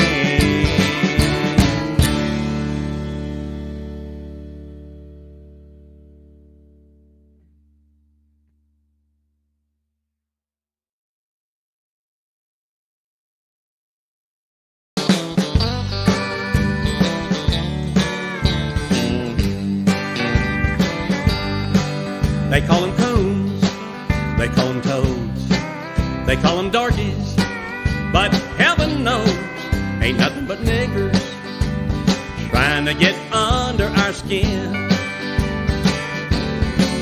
We pay our taxes, they get a check, we make a living. They're having sex, ain't nothing but niggers trying to get under our skin. They demonstrate and aggravate. Hey, white man, you know that it's true. They integrate and agitate and make us hate the things that they do. Lord, they do. They know the system, they get it free. They keep on taking from you and me. Ain't nothing but niggers trying to get under our skin.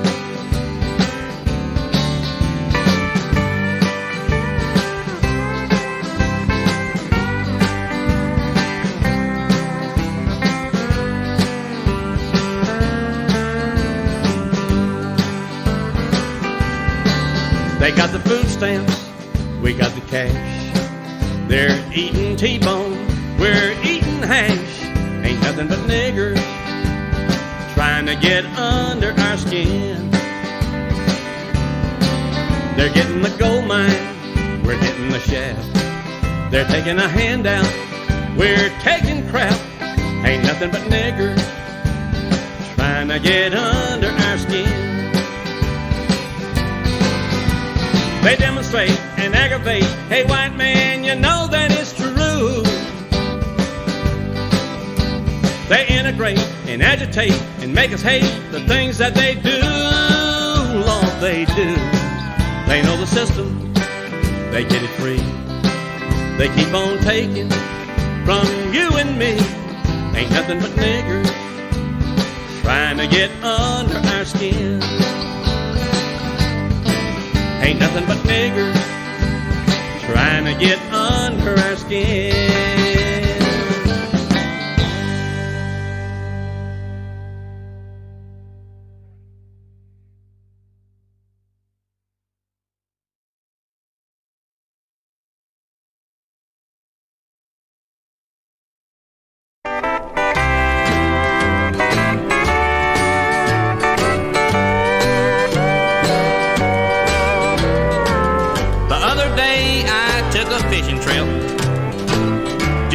My boat, an old Banjo lived. Banjo was my guide, an old colored fella. He wasn't very dark, he was a high-stepping yeller.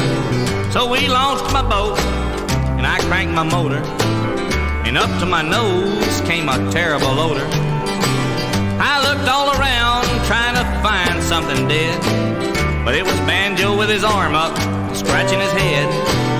Some niggers never die, they just smell that way. Now the more he'd scratch, the more he'd sweat, and I'm here to say he was a choking me to death. So we loaded up, I just couldn't go on, and I coughed and I gagged all the way home. When I dropped him off, I was next to dying.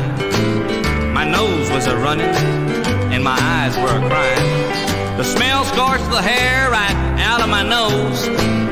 When I got home, I had to burn all my clothes. Some niggers never die, they just smell that way. I recuperated quick, I was thankful for that. I was only in bed for a week and a half. The very first day I was up on my feet, I went to the supermarket down the street. I shopped all around and I filled out my order. My groceries were bagged by a fat nigger porter. The air conditioner was broken, I was ferocious, 'cause it was hot and that nigger was sweating on my groceries. Some niggers never die, they just smell that way. The vegetables and greens I bought started wilting. My blood pressure rose and I could have killed him. I was gonna smash him all over that place, but he raised up his arm and I fell on my face. Now I'm here in the hospital and at the ceiling I stare. I could have whipped that nigger, except he used germ warfare. So from now on I'll carry a long, long stick. 'Cause if I can keep from the smell, then I'll have him licked. Some niggers never die, they just smell that way.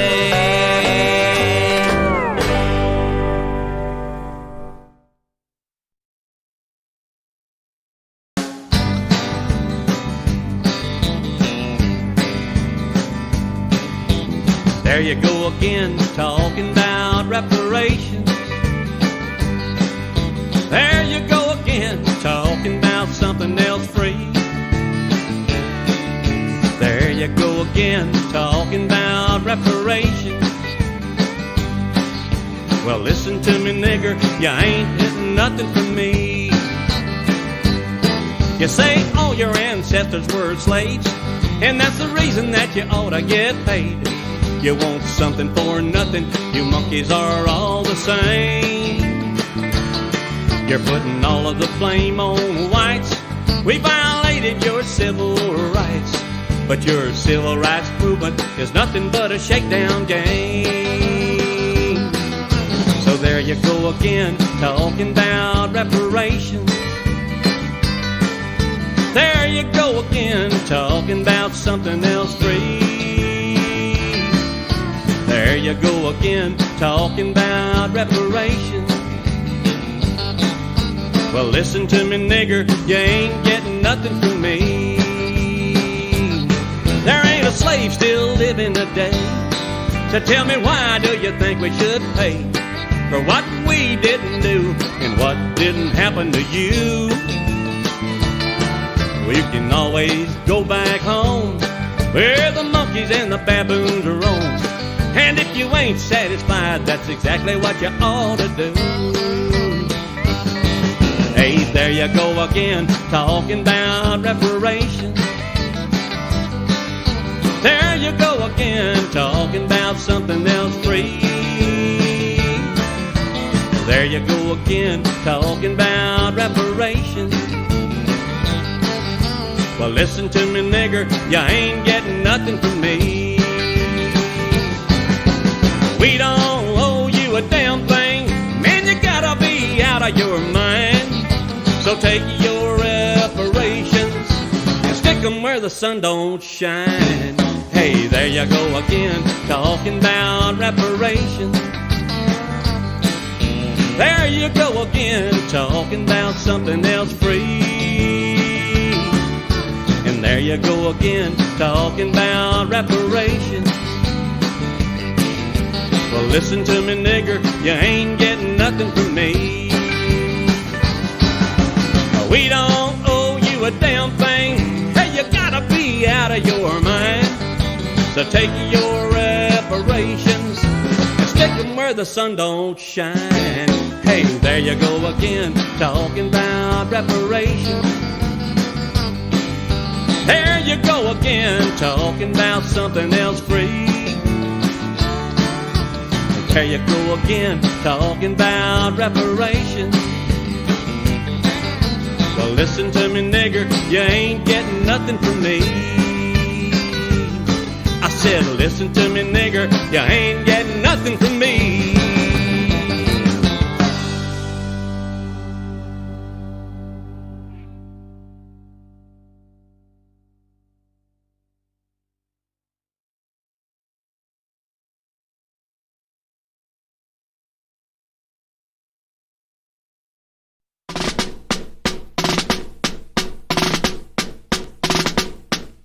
Well, lately niggers are running their mouths, saying they're gonna take over the South. Jigaboo, here's to you, if you can, try it, man.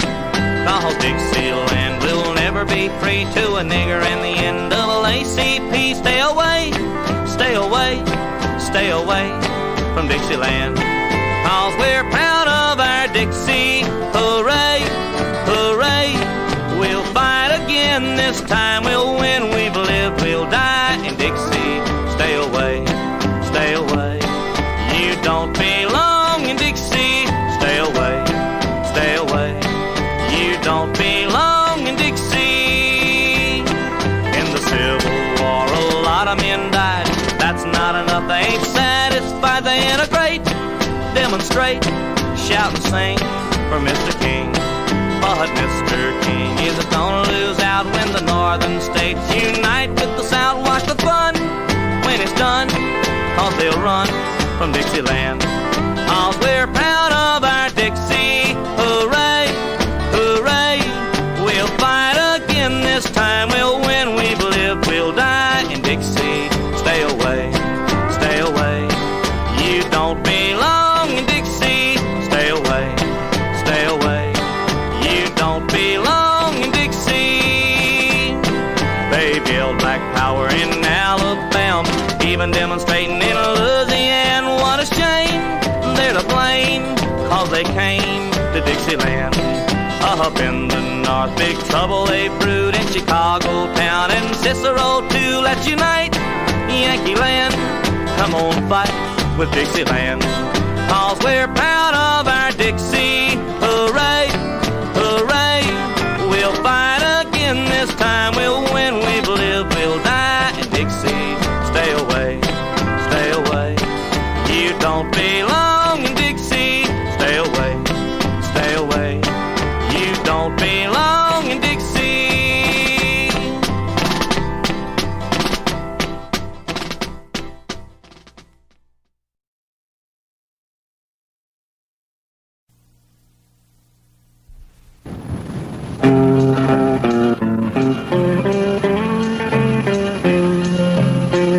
If I was a nigger, I could drive a Cadillac with class, my pockets stuffed with welfare checks, and I could sit on my big black ass. Now you take a nigger, he ain't nobody's fool, he doesn't buy any gasoline to drive his kids to school. Damn, I wish I was a nigger. Our government has gone crazy, I'd change things if I could. If I was only a nigger, I could afford to live in a white neighborhood. Oh, the things that I could do. If I was black and hell-bent, I could send my kids to college, and it wouldn't cost me one damn cent. Damn, I wish I was a nigger. The wife and I were down on our luck. We were really getting uptight. They said at the welfare office, you ain't black, you're white. Oh, how I've tried to get a job, a diploma I have with pride. The post office man laughed and said, you're not dark enough to even qualify. Damn, I wish I was a nigger. I took a civil service exam and passed it without shame. A nigger took one next to me, and he couldn't even write his own name. The nigger, he got the job. Now he's government top brass. He couldn't qualify for a trash truck. I'm out on the street on my ass. Damn, I wish I was a nigger. If I was a Jesse Jackson, I'd be nobody's slob, wearing $500 suits. That nigger hasn't even got a job. If I was Jackson Brown, I could sit back and relax, and if elected president, could paint the White House black. Damn, I wish I was a nigger. If I was a jigaboo, I could find me my roots with an afro big as a watermelon and a pair of white disco boots. If I was only dark complected, I could stand tall in this life. I could eat high off the hog, just me and my white wife. Damn, I wish I was a nigger. Things are supposed to be segregated, but things are a little off-key. I've never seen a white man head of the NAACP. It ain't that I don't like a nigger.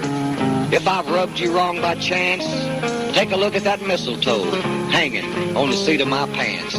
Damn, I wish I was a nigger. If I was a kinky top, I could be a Martin Luther King. I'd have me a vision on a mountaintop.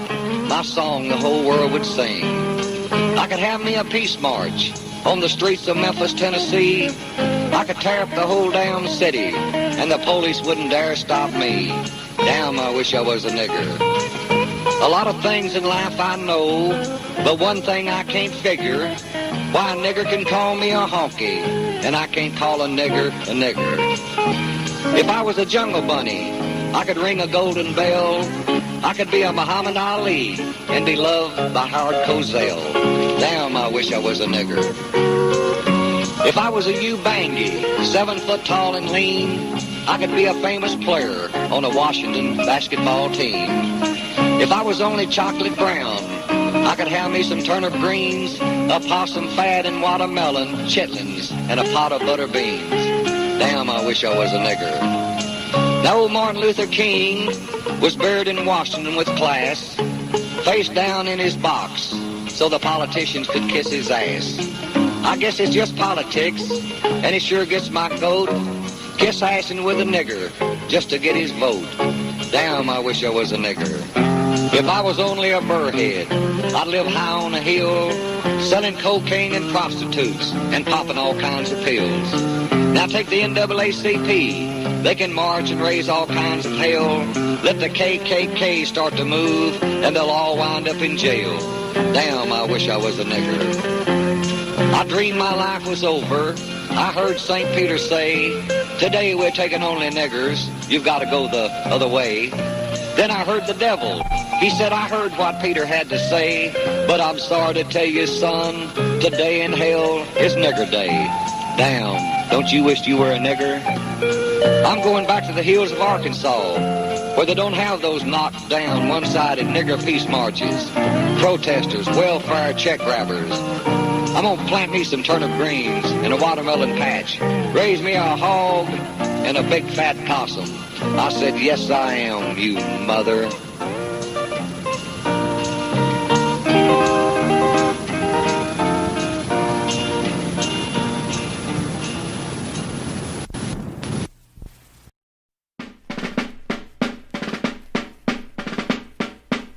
You niggers listen now, I'm gonna tell you how to keep from getting tortured when the Klan is on the prowl. Stay at home at night and lock your doors up tight. Don't go outside or else you'll find those crosses are burning bright. Now I know you won't believe me, so I'm gonna tell you why. The Cajun Ku Klux Klan is gonna get you by and by. I'm warning you that when I'm through, you're gonna change your tune.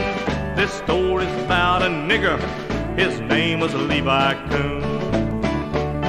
He walked into a cafe, he thought he'd get a bite. He thought that they would serve him since they passed the civil rights.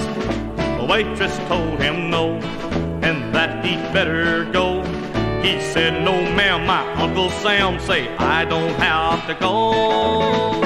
So he sat there in that cafe, being stubborn as a mule. No matter what she said, he wouldn't get up off that stool. He sat there like a jackass, said I'm gonna demonstrate. I came in here to eat, and I ain't leaving till I've ate. The waitress had enough. She said, I'll call your bluff. She said, if we can't treat you right, we'll have to treat you rough. The phone was in her hands. She gave him one more chance. He wouldn't go, and so she called the Cajun Ku Klux Klan. When he saw them Cajuns coming, Levi knew it was too late. His eye popped out his head, and his kinky hair got straight. He said, oh, lousy white folks, I didn't mean a thing. Why did I have to listen to that demonstrator king? Now niggers understand, they tied up both his hands. He was at the mercy of the Cajun Ku Klux Klan. I knew just what they'd do. Levi knew it too. I knew what kind of torture they would put that nigger through. Now the moral of this story is plain as it can be. Niggers, mind your business and let us white folks be. You'd better heed my warning and try to understand. Don't you demonstrate around the Cajun Ku Klux Klan.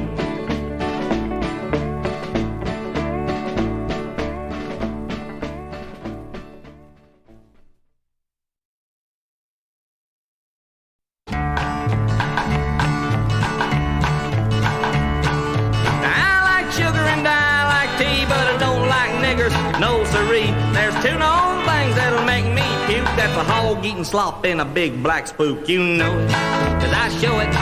Like a barnyard rooster I crow it. and the NAACP would sure like to get a hold of nigger-hating me. Roses are red and violets are blue and niggers are black, you know that's true. But they don't mind, cause what the heck? You gotta be black to get a welfare check, and I'm broke. No joke, I ain't got a nickel for a coat, and I ain't black, you see. So Uncle Sam won't help poor nigger-hating me. Jigaboo, jigaboo, where are you? I was here in the woodpile watching you. Jigaboo, jigaboo, come out now, so I'm scared of the white man way down south, you know it. Cause I show it, stick your black head out and I blow it. And the NAACP can't keep you away from a little old nigger hating me. Mirror, mirror on the wall, who is the blackest of them all? A man named King, it ain't no doubt, and he's causing lots of trouble with his baboon mouth. The ruin he's a-doing is caused by the trouble he's a-brewing, and the NAACP can't win if white men stick with nigger-hating me. Hey, Mr. President, what do you say? When are we whites gonna have our day? The niggers had theirs such a long, long time. I'm a white and it's time that I have mine, you know it. Cause I show it, stick your black head out and I blow it. And the NAACP can't win if white men stick with nigger-hating me. Nigger-hating me. Nigger-hating me. Nigger-hating me. Nigger-hating me.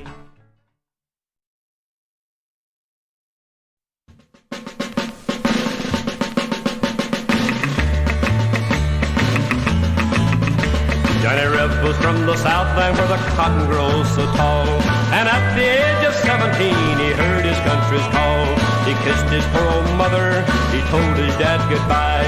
He checked his trusty rifle and he kept his powder dry. Johnny Reb, why did you have to go? Johnny Reb, how we miss you so.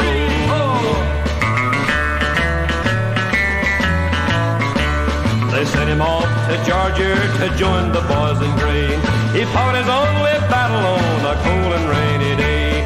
He cocked his gun and wet his sights, and then he looked around. And every Yank that showed himself, he quickly brought him down. Johnny Reb, why did you have to go? Johnny Reb, how we miss you so.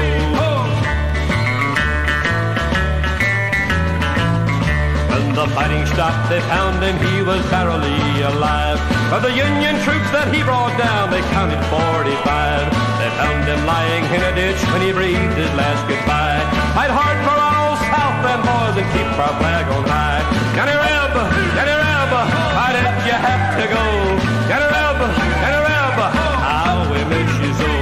Johnny Reb, why did you have to go? Johnny Reb, how we miss you so. Johnny Reb, why did you have to go? Johnny Reb, how we miss you so. Johnny Reb, why did you have to go? Johnny Reb, how we miss you so.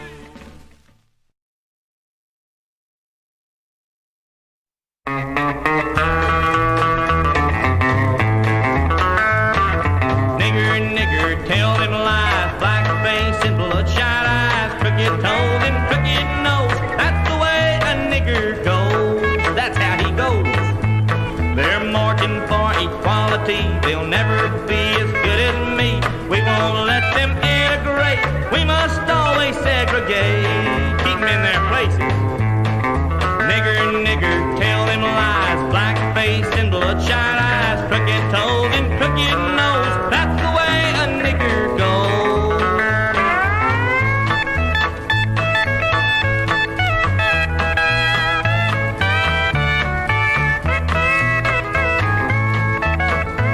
Oh, Martin Luther's got to go. That's one thing that we all know. We'll take him riding on a rail and lock him in the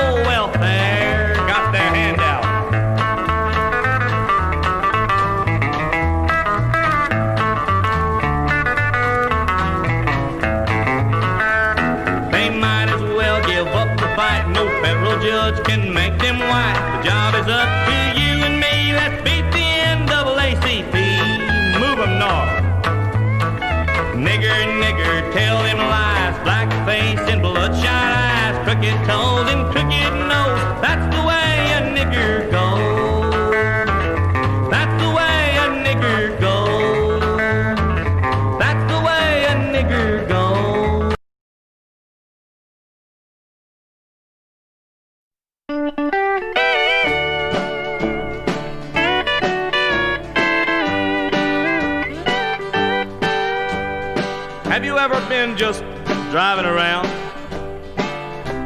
and ended up in the colored part of town, and you see an old-time one-room shack with a great big TV antenna?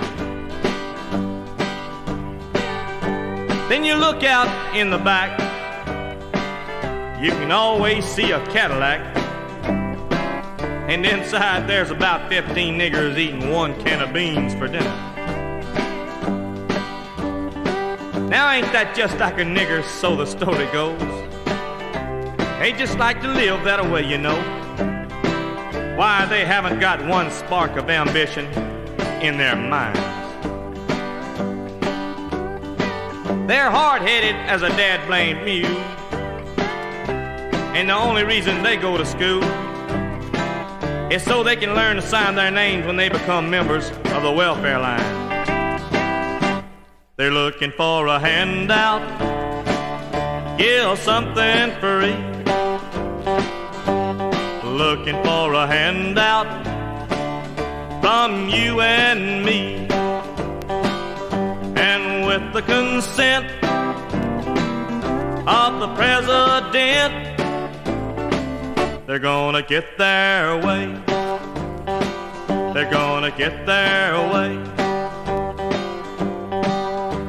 Now, I ain't aiming to run anybody down, but I know how they operate down in Coontown. Why, they wouldn't hit a lick at a snake if it was curling up to strike. But when their leader says, "Hey, nigga, demonstrate," why, them jiggaboos don't even hesitate. Cause as a nigger says, them the kind of happenings we like. They're looking for a handout, yeah, something free.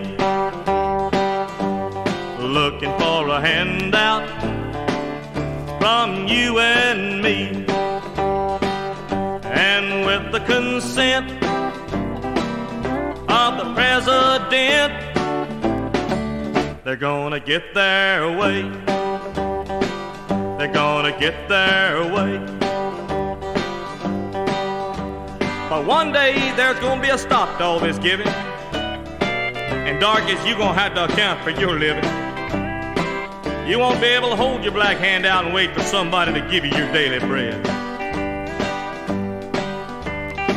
All the master says you'll have to earn your salvation, so you'd better start looking over the situation and stop causing all this trouble and be a good old nigger instead. And quit looking for a handout, yeah, something free. Quit looking for a handout from Uncle Sam and me. Don't try to integrate, be glad to segregate. It's better that way, much better that way.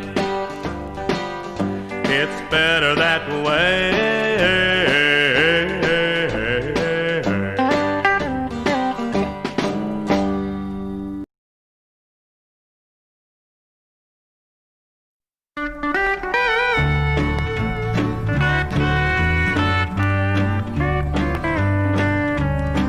Not so long ago I wrote a little song, and much to my surprise before very long, Looking for a Handout was sitting on top of the segregation hit parade.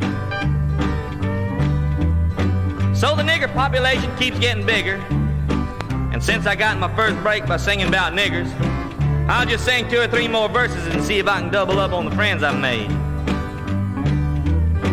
Now we've all heard of the NAACP. They say they're going to make all them niggers free.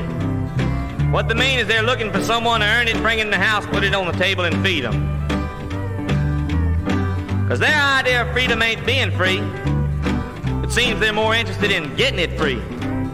And me and my family and every other white man and his family could go for that kind of freedom. Still looking for a handout. Things are still the same. Still looking for a handout. Not a thing has changed. While they're on welfare, they haven't got a care. 'cause they like it that way. They like it that way.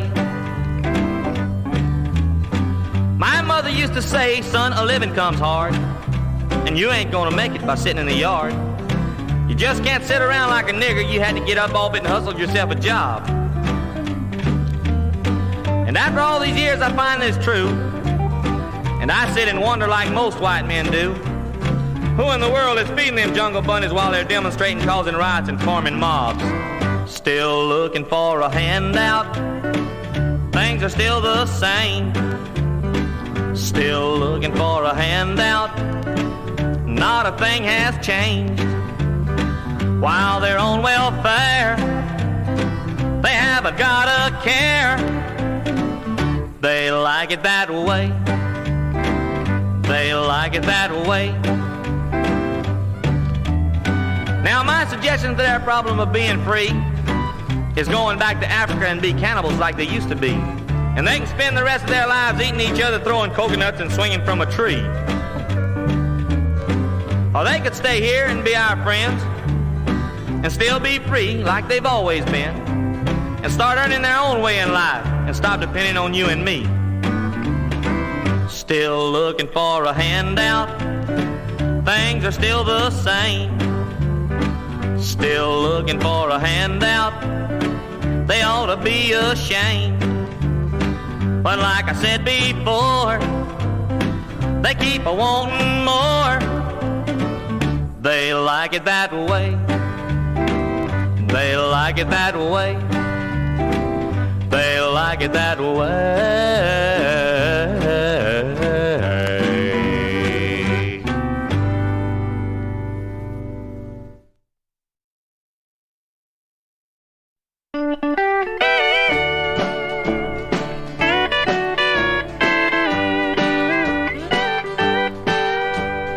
Have you ever been just driving around and ended up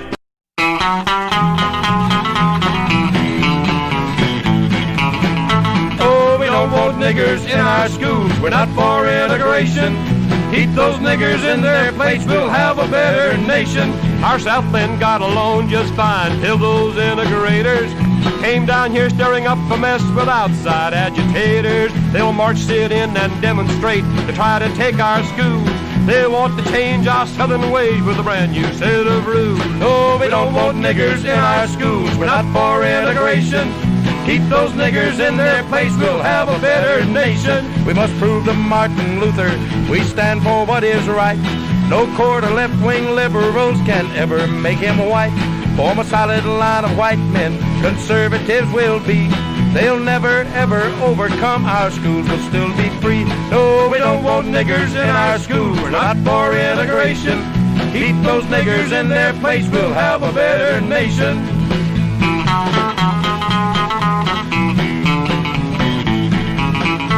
We must prove to Martin Luther we stand for what is right. No court of left-wing liberals can ever make him white. Form a solid line of white men, conservatives will be. They'll never ever overcome, our schools will still be free. No, we don't want niggers in our schools, we're not for integration. Keep those niggers in their place, we'll have a better nation.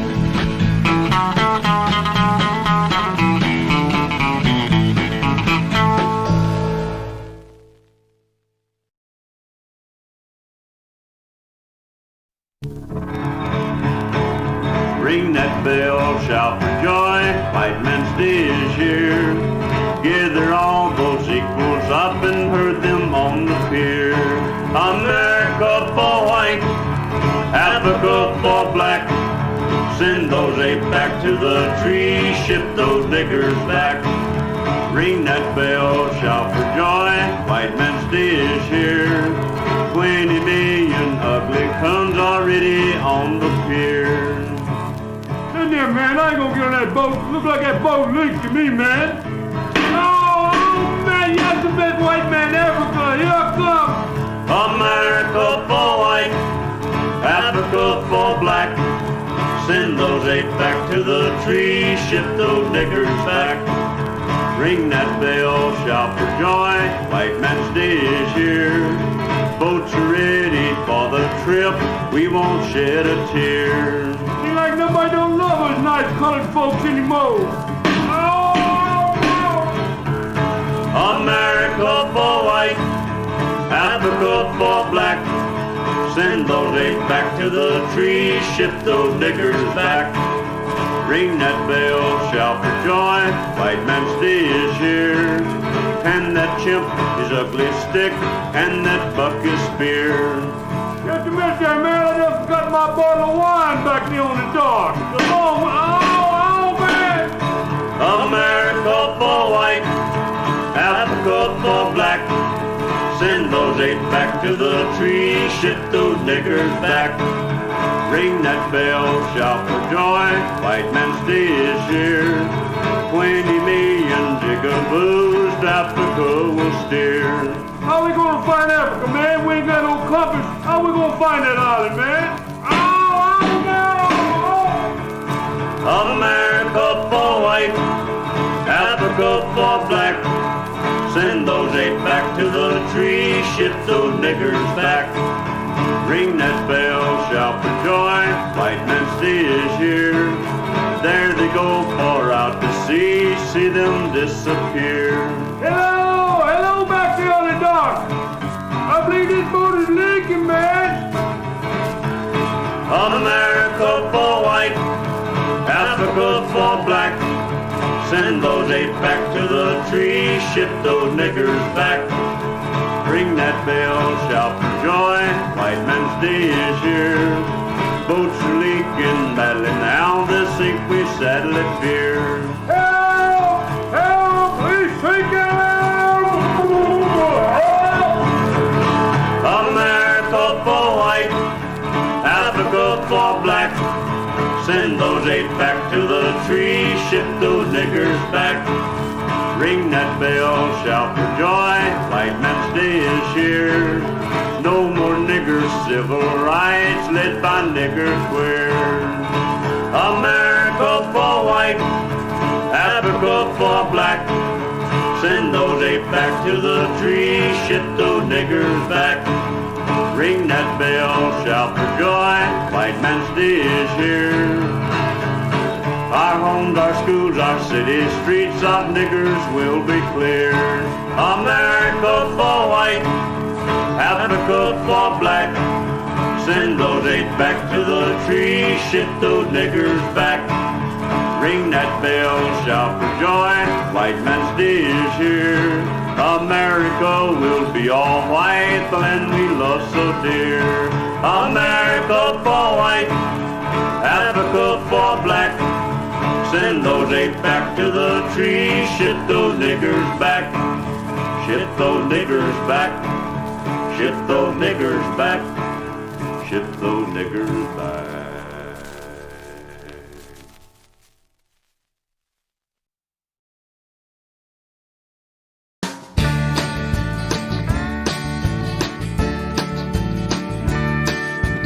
Grocery store, 3 niggers inside. The store ain't open, it's the middle of the night.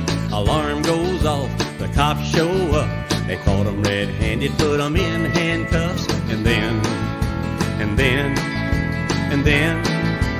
then Jesse showed up, Jesse showed up. Wouldn't you know it, Jesse Jackson showed up. He had a bunch of porch monkeys praising his name while he preached and he hollered and he passed the blame and said, them niggas wasn't stealing when they got caught. They was only doing some shopping, just like I thought. White man shouldn't have a store there, it's all his fault. And they all got excited when Jesse showed up. Election time, a new president, Al Gore had to win, so the niggers all went. The chads were counted and counted again. They counted 3 times, but they still didn't win. And then Jesse showed up, Jesse showed up. Wouldn't you know it, Jesse Jackson showed up. He had a bunch of porch monkeys praising his name while he preached and he hollered and he passed the flame and said, listen here niggas, I think we've been had. If we lose this election, it's gonna be bad. And it's the white man's fault because he stole all the chads. And they all got excited when Jesse showed up. Something's gonna happen one of these days if Jesse Jackson don't start mending his ways. He's gonna keep stirring them niggers up till the white man says enough is enough. And then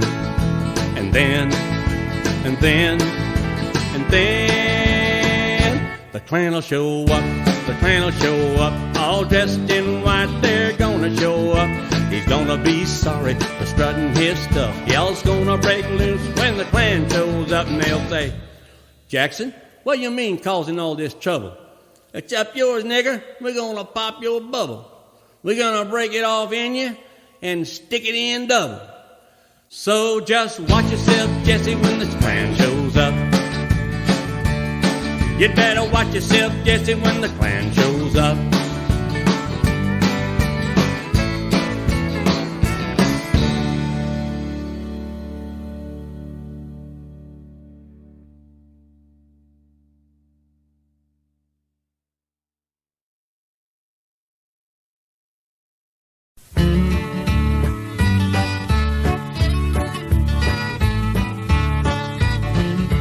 I'm an Alabama nigger and I want to be free.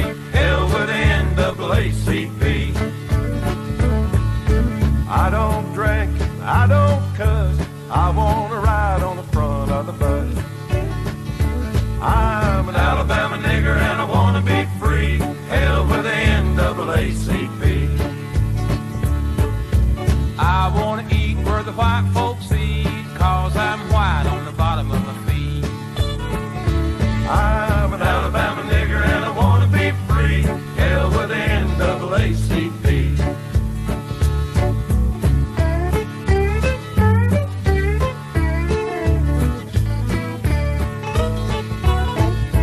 We don't screw like the white folks do. We just screw till we get through. I'm an Alabama nigger and I want to be free. Hell with the NAACP. More and more, so I can bitch at the nigger next door. I'm an Alabama nigger and I want to be free. Hell with the NAACP.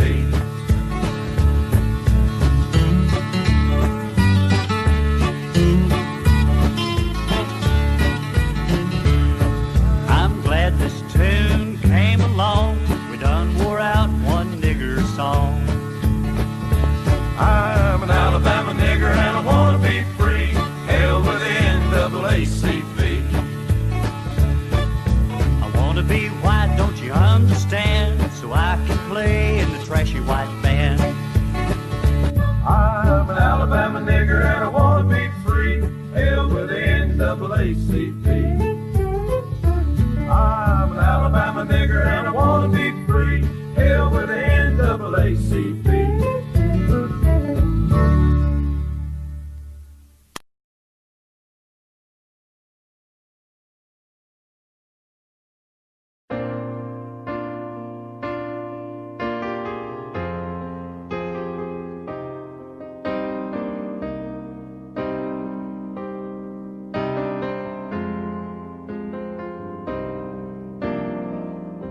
He sat in a room in a square the color of blood.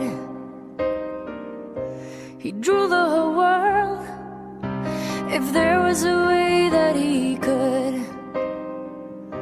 He'd sit and he'd stare at the minarets on top of the towers, for he was the beast as he hatched his new plans to gain power. And the snow fell, covering the dreams and ideals. And the snow fell, freezing the blood and the wheels. And the snow fell, they had to keep warm for survival. And the snow fell, and defeated the beast's only rival. They took the old roads that Napoleon had taken before. They fought as the forces of light against the darkness in a holy war. One day they were looking around at the sun shining on the cold flowers. The next day they were freezing to death in the snow and the ice cold showers. And the snow fell, covering the dreams and ideals. And the snow fell, freezing the blood and the wheels. And the snow fell, they had to keep warm for survival. And the snow fell and defeated the beast's only rival. Then came the deadly road back from the steps of their retreat. The cold wrecked their bodies, but worse was the pain of defeat. Many people who had hailed them once now turned and looked away. Well, these people now knew that the beast was on his way. And the snow fell, covering the dreams and ideals. And the snow fell, freezing the blood and the wheels. And the snow fell, they had to keep warm for survival. And the snow fell and defeated the beast's only rival. You finally came back to the borders of your fatherland. Now enemies came, traitors everywhere at hand. Many people who had fought and died knowing that they had to win. Well, yet still it sickens my heart to see the picture of the red flag in Berlin. And the snow fell, covering the dreams and ideals. And the snow fell, freezing the blood and the wheels. And the snow fell, they had to keep warm for survival. And the snow fell and defeated the beast's only rival. And defeated the beast's only rival. And defeated the beast's only rival.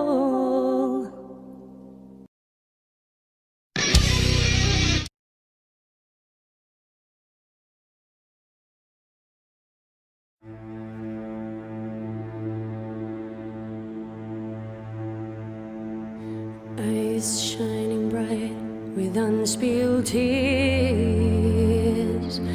thinking about all those wasted years, when everything worth living for is gone. And brother, I find it hard to keep fighting on.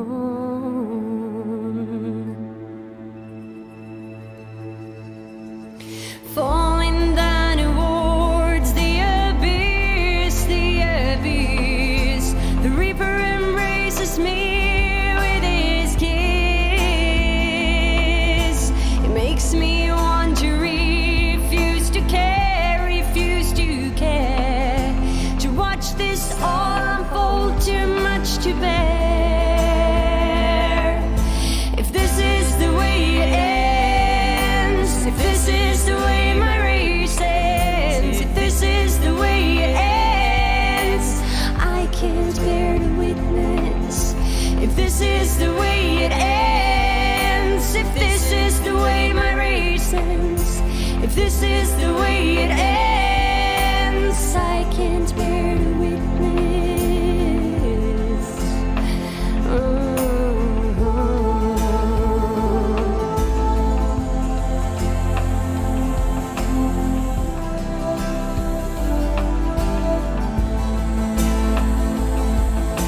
Disease encroaching on all I hold dear, but somehow I I gotta get my soul out of here. Heart of agony, faint burning hole. I'm finding it hard to try to cope. The coast lies on the world where the concrete poised, with the concrete poised. A wasteland of the meaningless noise. We don't stand a chance with a dormant pride, with a dormant pride. The heroes of a race have already died. If this is the way it ends, if this is the way my race ends, if this is the way it ends, I can't bear to witness. If this is the way it ends, if this is the way my race ends, if this is the way it ends, oh, I can't bear to witness.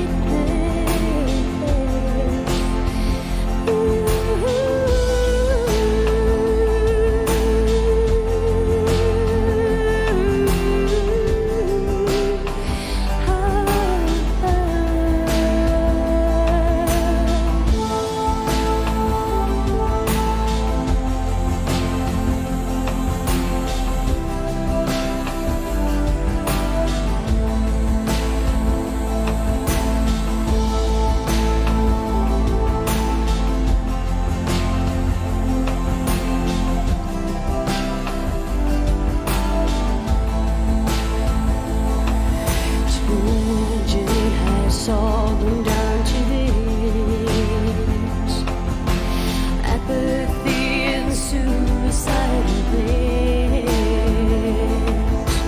It's all over except for the crying, with the whimper instead of the roar of a lion. The greatest race to ever walk the earth, walk the earth. Dying a slow death with insane mirth. The tomb has been prepared, a race betrayed, a race betrayed. White men fight the fight towards the grave. If this is the way it ends, if this is the way my race ends, if this is the way it ends, I can't bear to witness. If this is the way it ends, if this is the way my race ends, if this is the way it ends, oh, I can't bear to witness. If this is the way it ends, if this is the way my race ends, if this is the way it ends, oh, I can't bear to witness. If this is the way it ends, if this is the way my race ends, if this is the way it ends, oh, I can't bear to witness. Don't let it end this way. Don't let it end this way. Don't let it end this way. I can't bear to witness. Don't let it end this way. Don't let it end this way. Don't let it end this way. I can't bear to witness. If this is the way it ends, if this is the way my race ends, if this is the way it ends, oh, I can't bear to witness. If this is the way it ends, if this is the way my race ends, if this is the way it ends, oh, I can't bear to witness.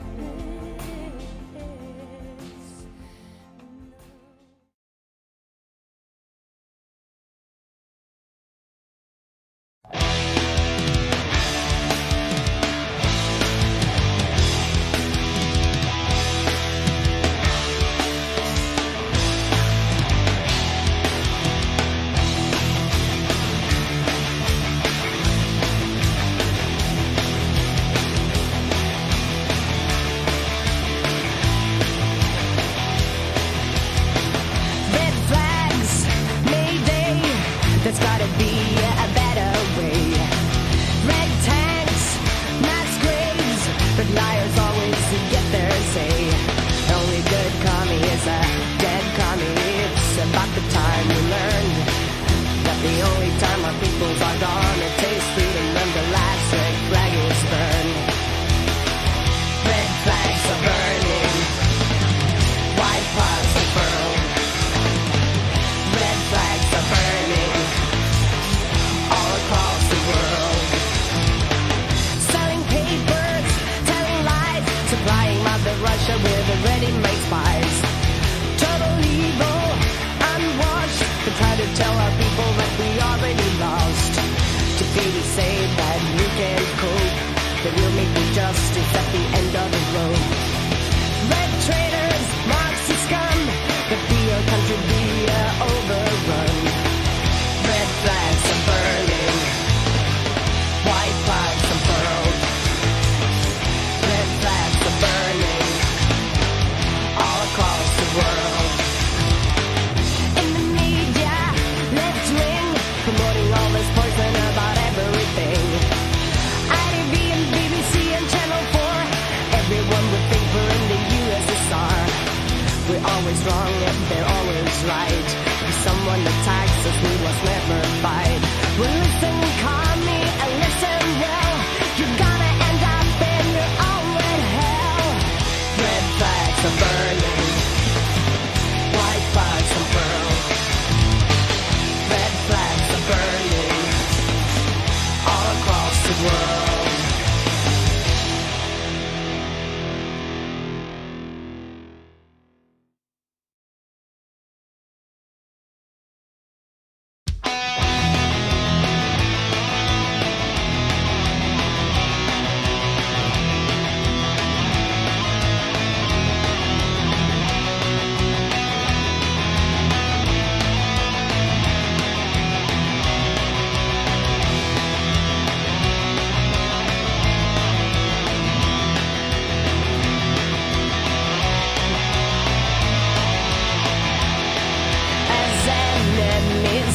To take over our nation, there's only ambition to see you fall. There'll be no surrender to the reds or the money lender. Come on, all you lads, hear the patriots call. Come on, all you lads, hear the patriots call. Can stop all their bluffing, they're entitled to nothing.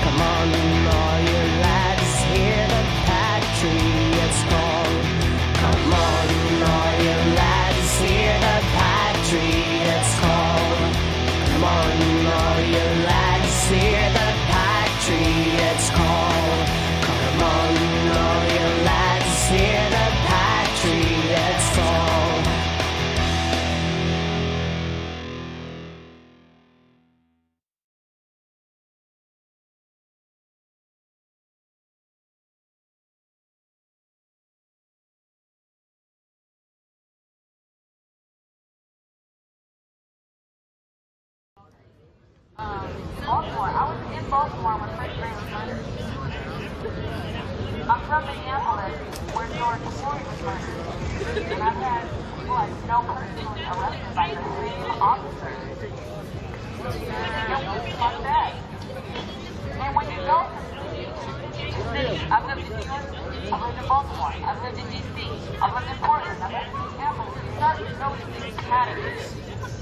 There are very problematic patterns happening right now. When these folks are doing these things,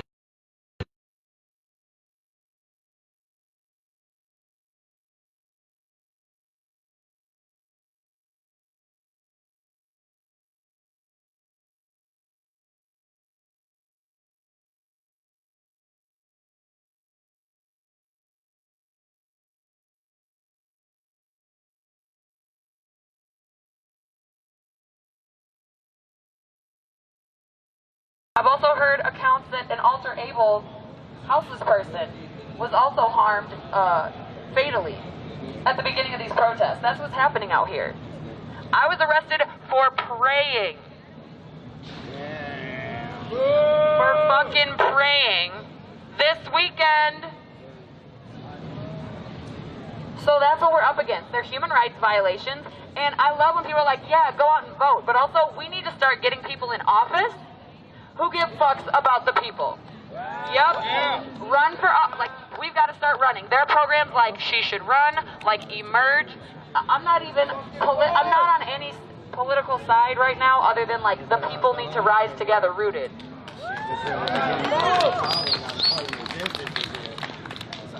There's more. I work with the education system, and I work with some kids, and they're amazing. Jefferson High School, Roosevelt, Madison, and we did something called a Youth Participatory Evaluation Council. Now that's a mouthful, but we basically taught kids how to do evaluation and research. And they researched some issues in their community. Guess what they found? They found that the Portland Public School District is a human rights violation. The findings included, we don't often have clean water. We don't have adequate food. There are rats and mice and vermin in our schools.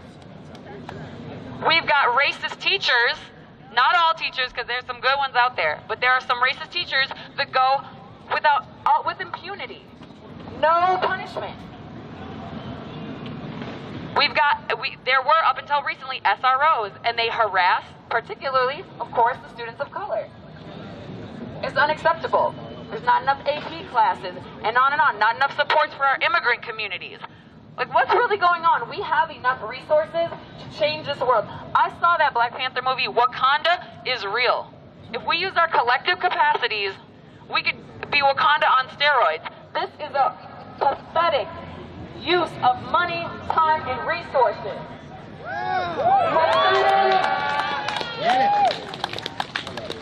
And we're not going to continue to pay people to oppress us.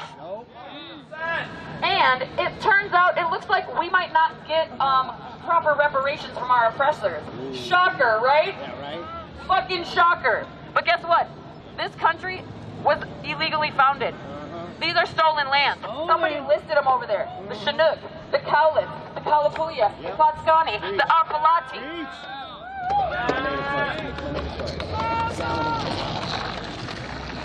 And many more. So we're going to start with our black and brown brothers and sisters who have been horrifically oppressed for centuries, for millennia. But we're not going to stop there. We're coming for our little brown and tan little children being held in cages. Keep going. We're going to reform this education. All right, shut up, Karen. Don't these idiots realize if all the events that happened in the past they're complaining about, if that stuff didn't happen, they wouldn't be here. The only reason any of these people exist is because of what happened in the past. Bunch of idiots have no idea about nothing. Talk about reparations. They can stick their reparations for all I care. But it's ridiculous, though. Like I say, there ain't a single one on the screen there of all them idiots None of them would be here if the past didn't happen the way it did. They'd be in another country, or I don't know, swinging from a tree or whatever they did. Unreal. How can they not realize that? They ought to be thanking people more than anything. Especially Africa. They still got mud huts and all that mess. They don't have fancy Nikes and Beats headphones and iPhones and all that crap. But the ones over here sure do.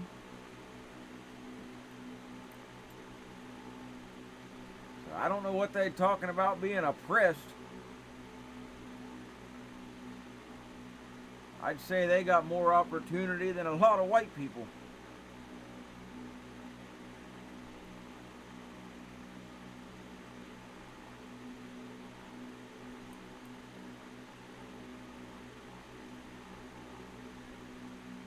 Yeah, they got all these great ideas and they can make their own utopia, their own Wakanda, as she said.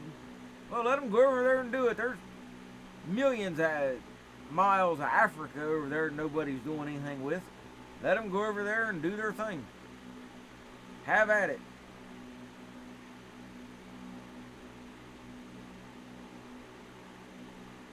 I don't have any plans this weekend. I'll help them pack.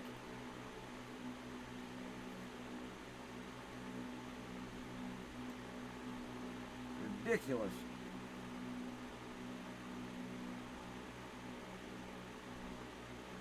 I don't know. Sad to say, but I don't really see a light at the end of this tunnel. I don't know what can happen, but they think they deserve to be conquered, Tony. That's the thing. They think they deserve it. Since other people were conquered in the past, now if they become conquered, it'll right the wrong or whatever. It's stupid. None of these people here have been oppressed about anything. They're trying to profit off of somebody else's misfortune. But if they want to talk about slavery, they need to quit buying all their Nikes and iPhones and all that stuff. That's all slave labor over in Asia. I mean, you know, them documents and there's been videos and all that's been out for years. I mean, it's no secret about slave labor in China. I mean, it's an everyday thing. I've seen videos when they got whole towns over there that like do nothing but make socks all day, and another one might make shoes or whatever. Well, these kids have never had any responsibilities, the one thing though. Anything they've ever done, mommy or daddy will bail them out. And they know that.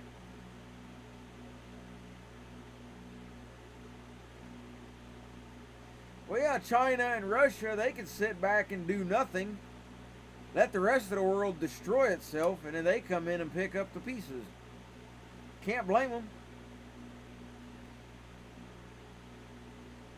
I mean, why get involved with your enemy if they're taking themselves out? Just let them do their thing.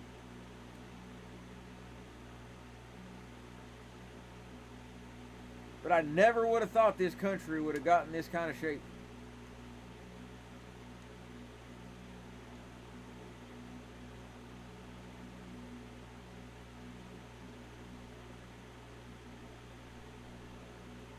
But we can't rely on the police.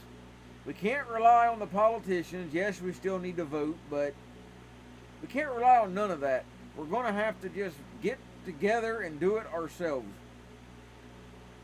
That's the only solution that I see. For the people to take their own towns and cities back. The heck with everybody else.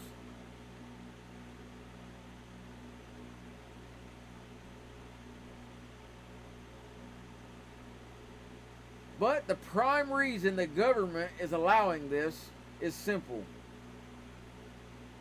The whole country is distracted with this crap, and they're more than likely passing all kind of crazy bills, probably do some gun control, some, I don't know, bringing in the wetbacks or whatever, I don't know.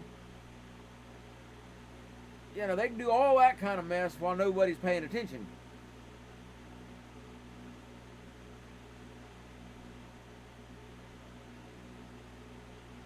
Like distracting the little kid before you give him a shot. By the time he realizes what's going on, it's over. I think the same thing's going right now.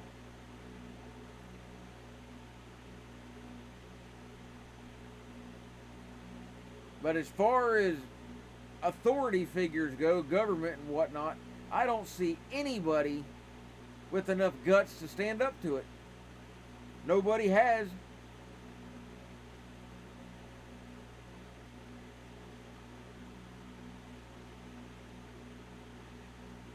It'll get worse after election day, I believe. I mean, there's a very small chance that maybe Trump will get a lot tougher once he's reelected, because he won't have anything to care about then. He'll know it'll be his last 4 years no matter what. I hate to hang any hope on that, but as far as government goes, that's it. We're going to have to do it on our own.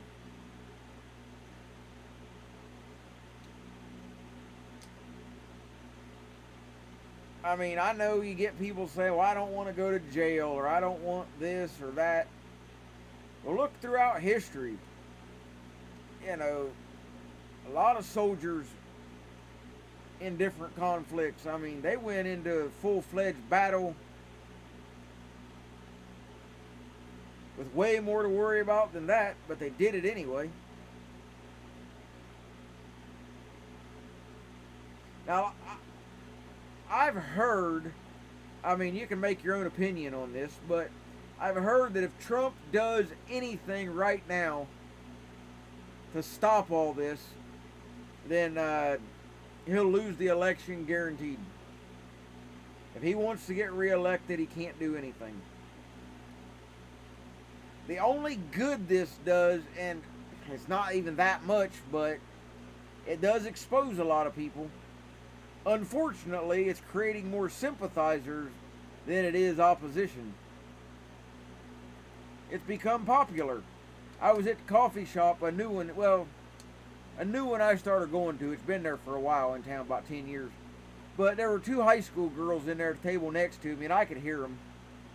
And they were going off, you know, the one girl was like, you know, she's like, I can't handle my dad anymore. He keeps talking all lives matter. And she's like, that is just so wrong.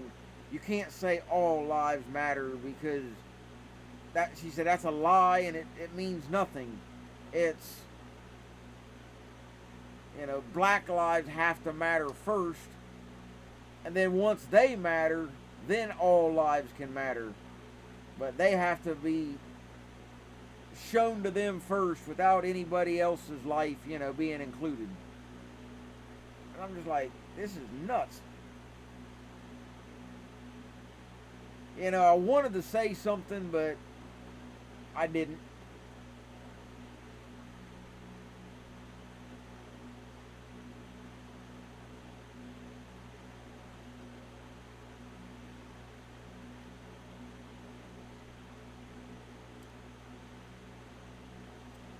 I don't know.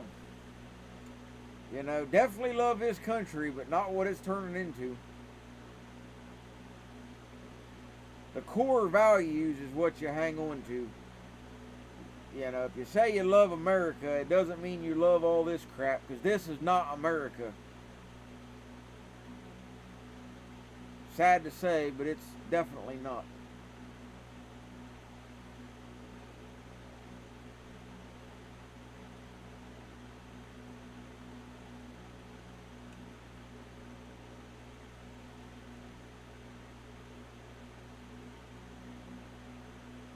Anybody here ever read the book that Hitler wrote, Mein Kampf? I read about half of it. Audio version, anyway. Pretty lengthy book.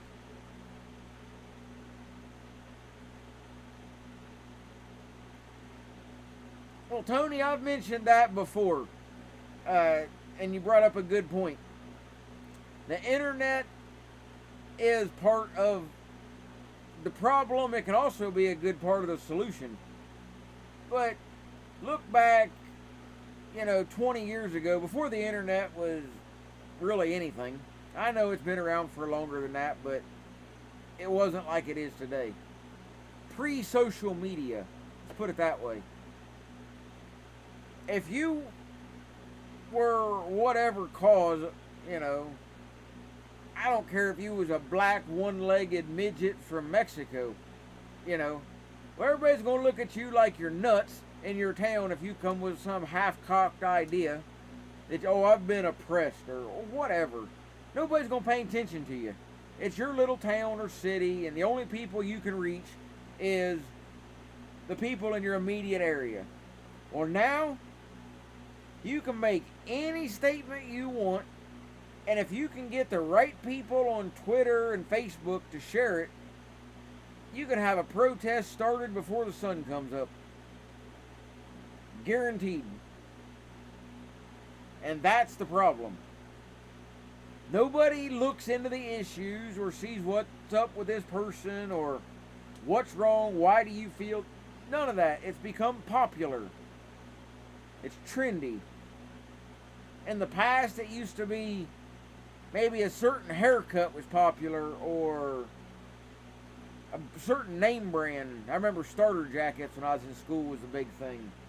Or Air Jordans, that kind of mess, which I always thought was stupid anyway, but, that was kind of the extent of it. Now it's popular to go burn down a building or scream at a cop or whatever.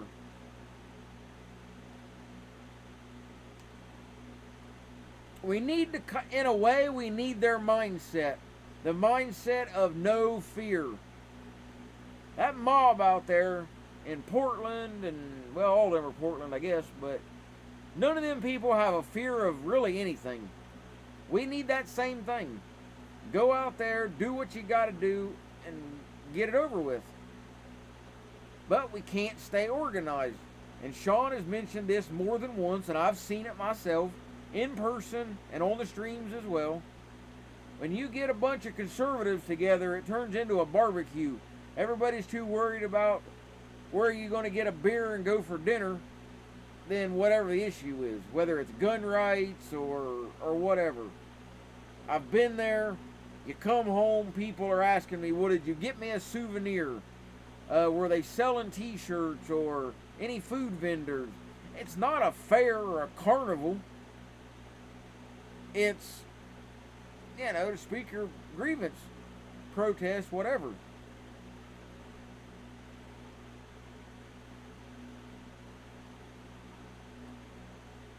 Conservatives are too passive. I guess that's the best word to use.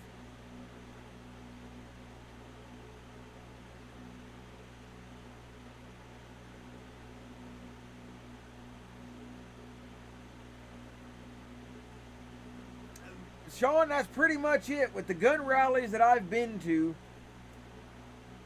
not very many people actually even listen to the speakers that show up. Now, maybe some of the headline speakers, they might, like we had Hickok 45 one year and stuff like that. But for the most part, everybody's walking around, oh, what kind of rifle you got? Or how you like that new pistol? Or, what scope is that now? How's the battery life on that red dot?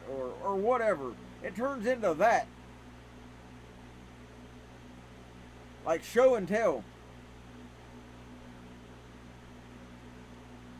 Yeah, exactly. I got a better gun than you've got. Or, oh man, what'd that set you back, Or who's got the best Cerakote paint job? Or, that kind of stuff. Which, that stuff's all well and good. Showing off your stuff like that is fun. I've got no problem with that. But that's not the place. That's not the reason for the event. If you want to have a gun show and tell, well, you can do that, but do it after the event or whatever. Or if people want to get there early before things start or whatever. But when it's that time,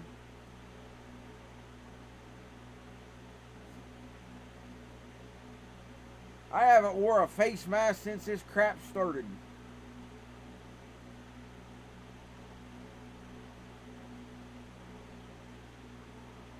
But that's what it's all turned into, is just, I mean, you know, as much as I hate to say it, Sean, we could learn a thing or two from these idiots. At least they stick together. They've got a common cause, a common goal, and they're working to achieve it.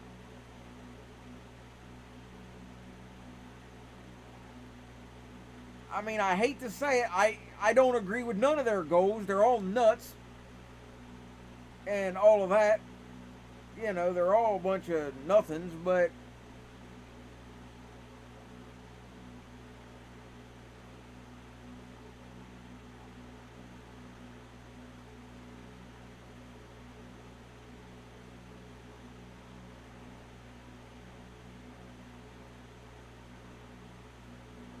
I hear the same excuse every single time. Well, we need to look good for the media. Stay peaceful. Let them know that we're okay and we're not a threat. You know, I hear that every single gun event. Well, look how good we were. We done everything right. We picked up our trash and cleaned up afterwards, and we were polite. And man, the heck with that. Screw all that crap. Forget looking like, we're not looking passive to the public. We're looking weak, easily pushed around.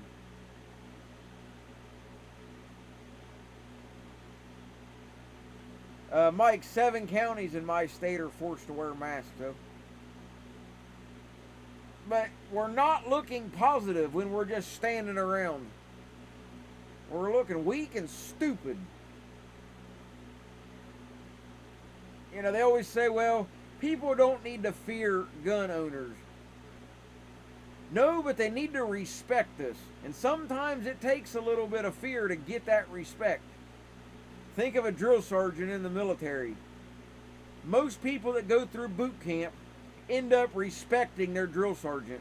But in the beginning, they're scared to death of him until they understand the reason he does what he does.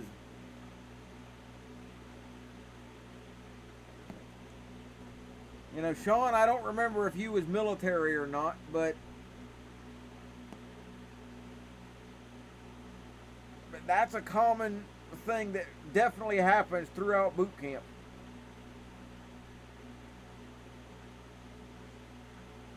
You know, those drill instructors will scare you to death in the beginning. You will fear them. But at the end of it, you end up respecting them. Yes, Navy. Much respect. But you know what I mean. And every other branch is the same way. The fear comes before the respect. And in the middle of that becomes understanding. Because when you first encounter it, you don't know what to expect. It's all catching you off guard and you're just kind of scared. Whether you show it or not doesn't matter. I was there, Sean. I know Great Lakes quite well. And I was the same way. I mean, it is what it is.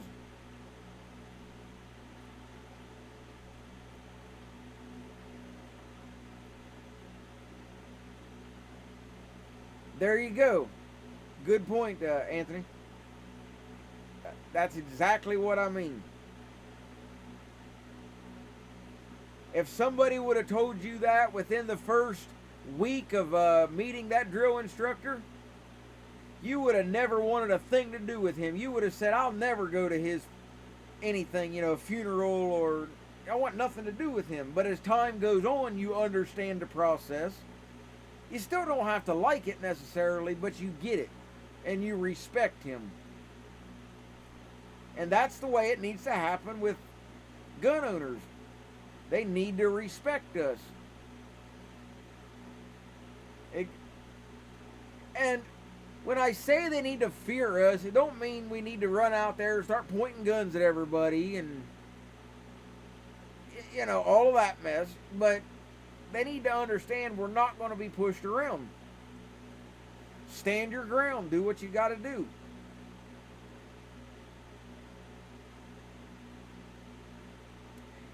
Exactly, Hunter, because they're scared of, I don't want to go to jail or lose my job, or, well, I got a family at home. Well, if you got a family at home, that's all the more reason you should do something. Because if you don't, your kids are going to inherit all this crap. They might not have an opportunity to do anything. We do. For now, anyway.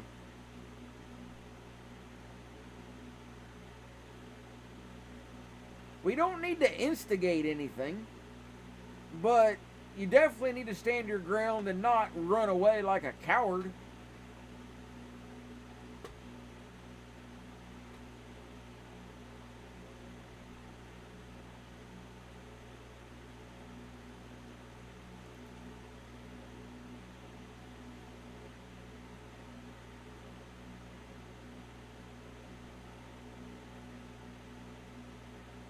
I mean, it's just,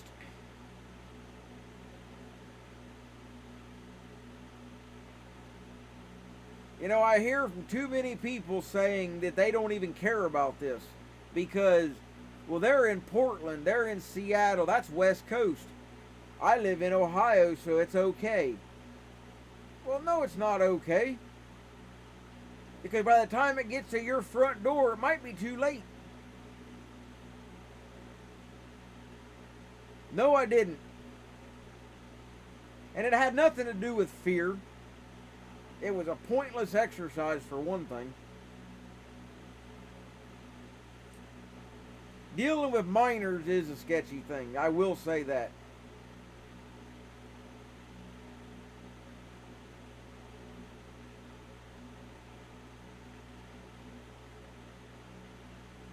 You do have, I mean, yes, you got to do a lot of things like I've been saying, but I'm speaking of adults. Yes, they were minors, high school kids. And I didn't know that at first until I heard them talking about their prom, getting ready for their prom or something. So yeah, don't mess with minors. That will not end well regardless. You can't get anywhere that way.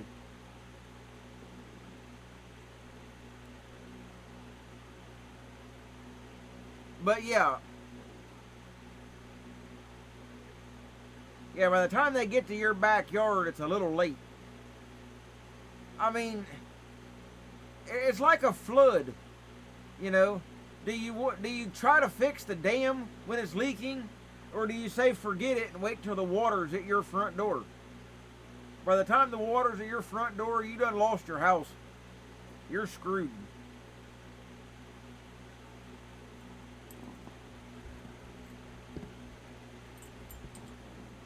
But something I do once in a while, and anybody can do it, no matter how okay you think your town is, or your area, there's a trick you can do.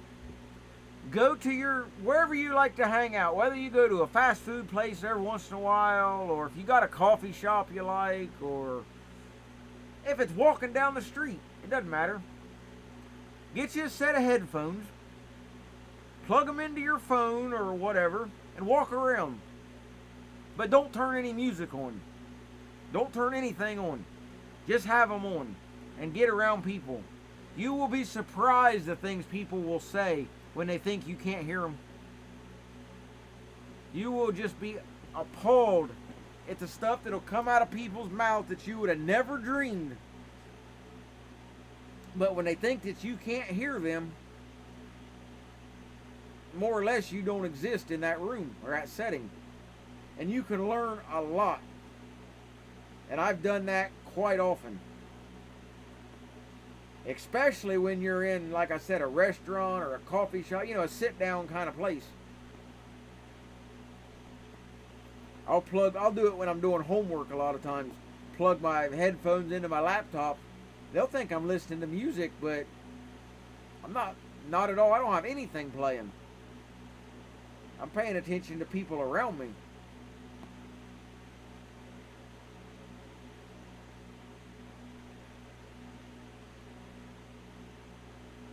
And it really works quite well.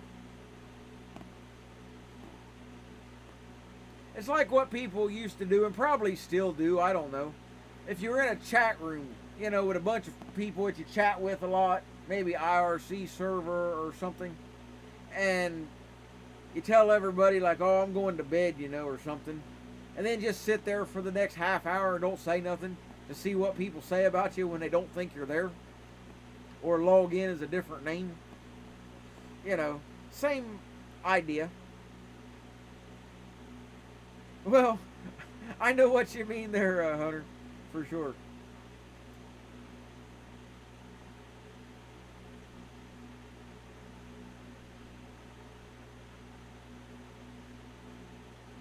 But, you know, it's almost like, I don't want to say a spy, but, you know.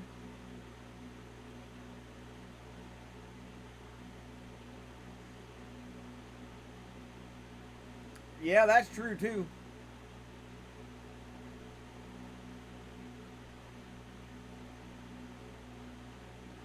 I don't have a lot of different language, you know, to deal with around here, but something I had considered if I were to run into that problem, let's say in the coffee shop or a sit-down setting where I've got my computer or phone, get you a translator app that you can run and just turn it on and let it run. It'll pick up their voice and you can understand what they're saying if you don't understand their language. Translators aren't perfect, but they're close enough a lot of times.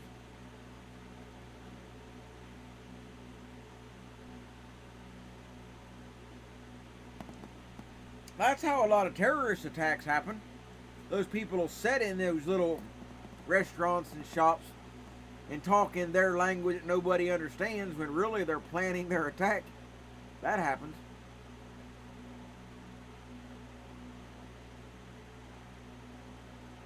I think it's good to really map out your area. You know, places you go on a daily basis, other areas in town, in case something crazy were to happen that you need to get out of a situation so that you can either regroup and tackle it from a new angle or whatever. You need to know all your exits. You know, how would you get out of your apartment complex or off of your city block? Not just the building you're in, but if you had to evacuate for whatever reason. You know, people used to do fire drills a lot. Well, it wouldn't hurt to do some neighborhood evacuation drills. And it's not that you're running from something. That's not it. But if they think you're not there, then you've got a whole nother element, another angle you can work the situation from. That's something people don't consider. Even the preppers, they want to stay at home and fortify their whatever. That's all well and good, but if they know you're there, then they're going to have the upper hand. But if you can leave and catch them off guard, you know, you'll have the upper hand. Sort of the idea that I hold about open carry versus concealed carry. If they know you're armed, then they're going to approach you differently. But if they have no idea,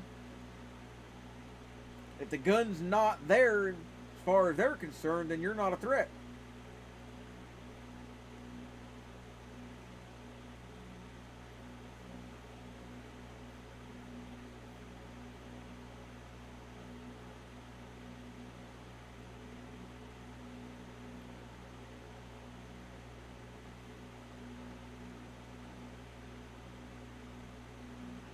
No, I didn't, but it don't surprise me.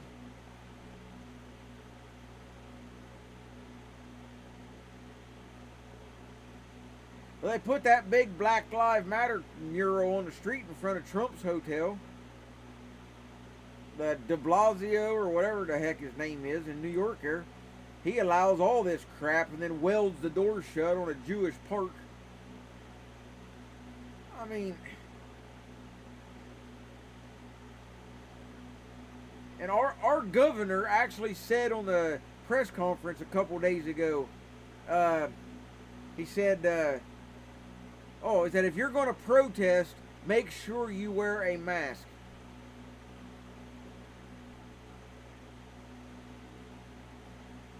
You know, it's like a little thought that I had the other day. It was like, you know, two guys sitting in jail.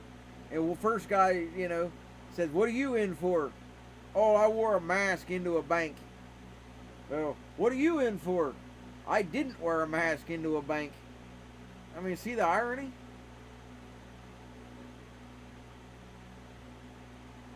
But there are quite a number of blacks out there that are not for this at all. They're totally against all of this.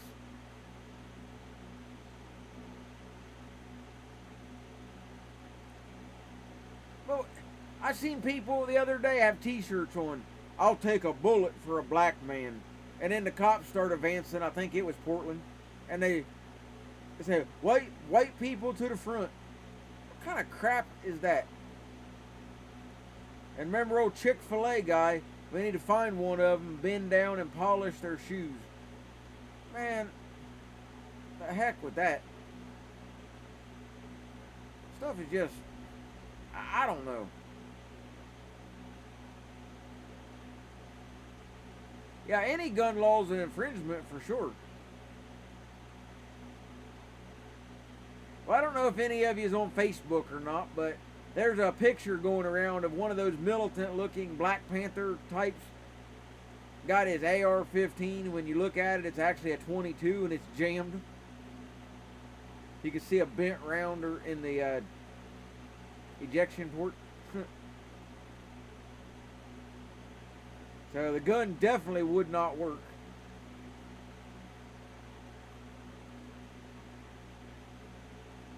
Oh, exactly. The NRA's behind most of the gun restrictions. All the major ones. The NFA, Gun Control Act, Hughes Amendment, which banned full auto stuff. You know, all that. They're in it.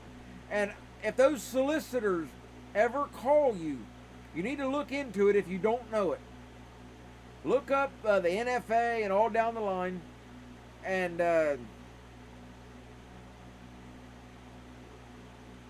when those NRA solicitors call you, start reading off the list. And I do it, and they don't call me anymore.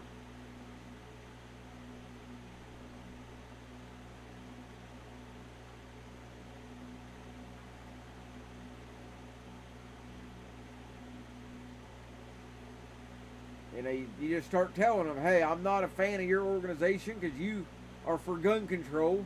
NRA wrote the NFA.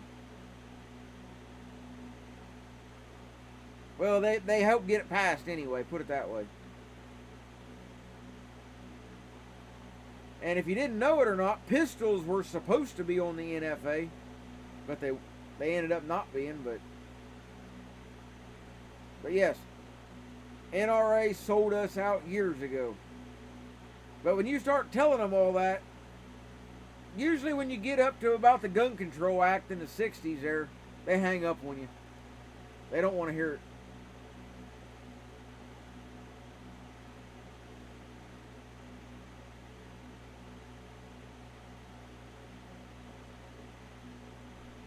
And people don't understand it, but it makes perfect sense for an organization like that to do that. Money. You know, the NRA it's like the government and cancer. That's the best explanation or analogy I can use. The medical field makes a fortune off of people with cancer. If they cured it, the money goes away. If all the gun laws went away, the NRA wouldn't make any money. So by causing gun restrictions, then they can beg for donations.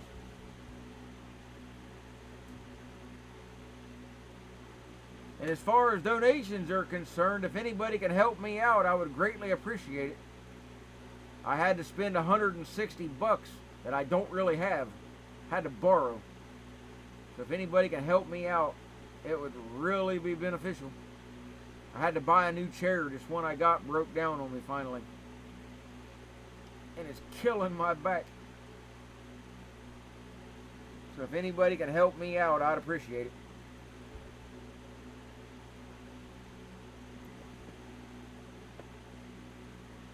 Any little bit.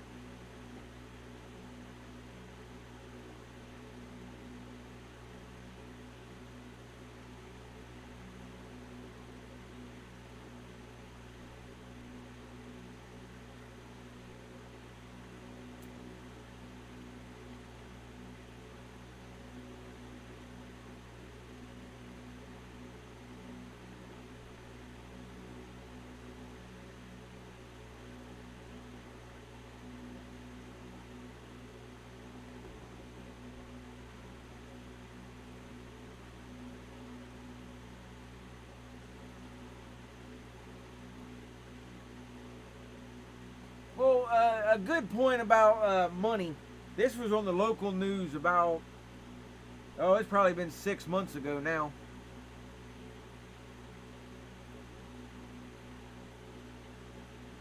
Yeah, I'm aware. I've got, that's what I'm using is Streamlabs.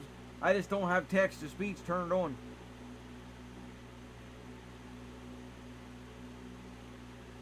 I used to with Super Chats, but I can't use those anymore.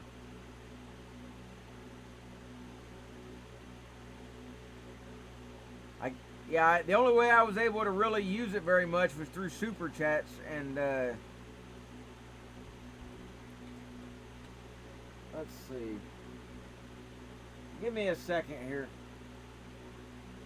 Yeah, I'm not allowed to use that anymore anyway. YouTube banned me from all that. But, yeah, give me a second here. Let me look and see if I can figure it out here.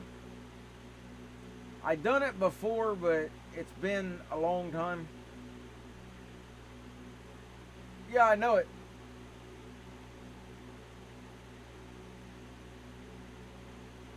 Yeah, it's 3:30 my time.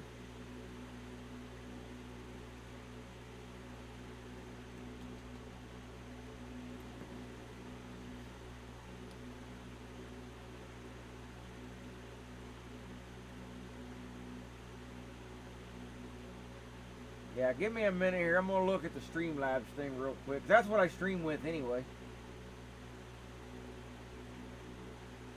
I just got to remember how to set up the text-to-speech again. I forget.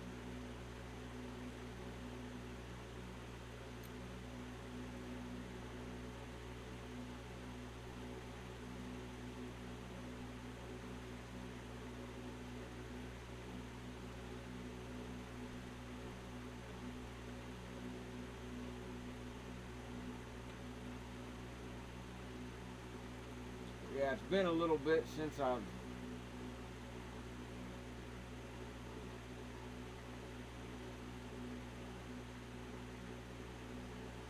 done this. I think I got it here. Give me just a second.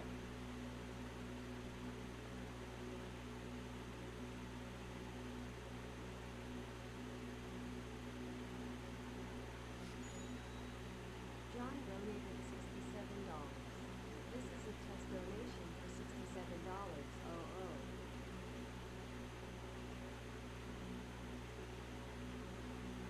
$67. Okay, now let me find my link and see if I can get this to work. I've got a Streamlabs donation thing already set up, but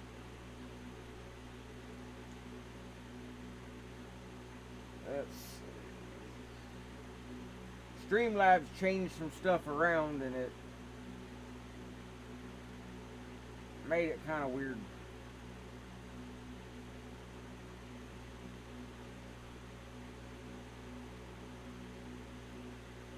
Okay, here we go.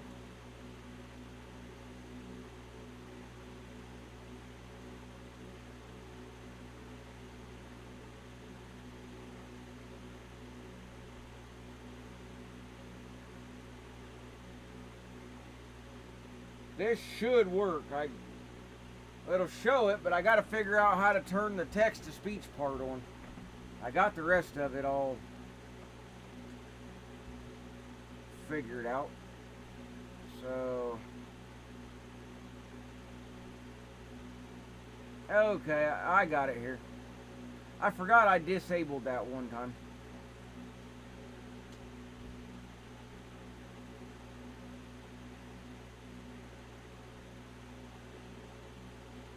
So, if anybody wants to attempt it, and if that actually works, I'll change my Nightbot thing. But that should work.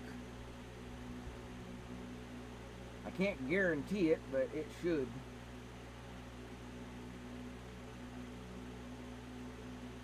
People used to have a little bit of trouble with it, but I don't know though. Been a while since I had played around with it.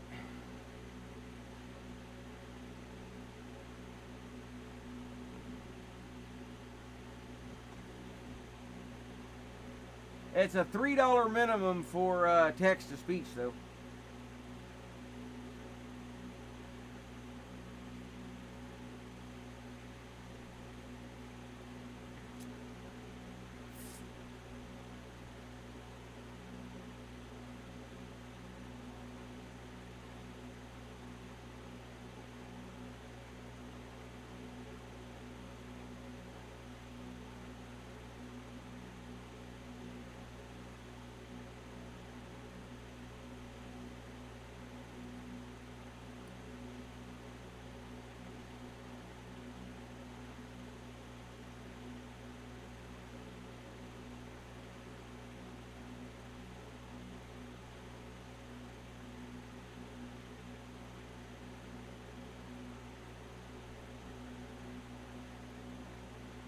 It doesn't give me a way that I can see to test it, so.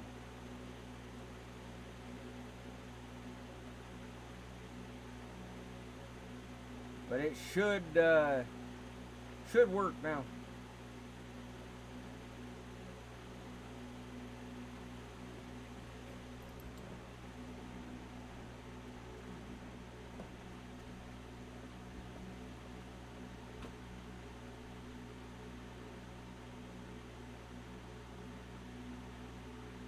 Yeah, I can lower it. I can change it to whatever. Alright, it's $1 now. I remember last time I used it, I had a ton of spam crap going on and I changed it. But yeah, it's at $1 now, so if somebody wants to give it a shot, you can.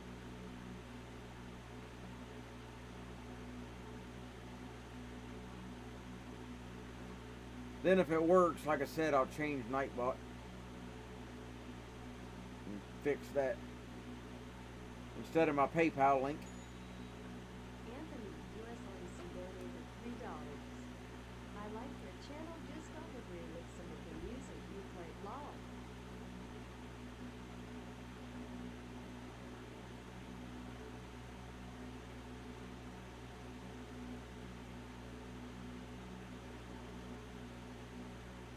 Hey, thanks. Was it loud enough?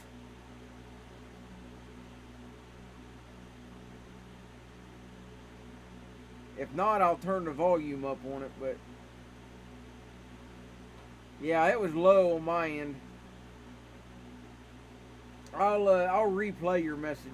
Hang on.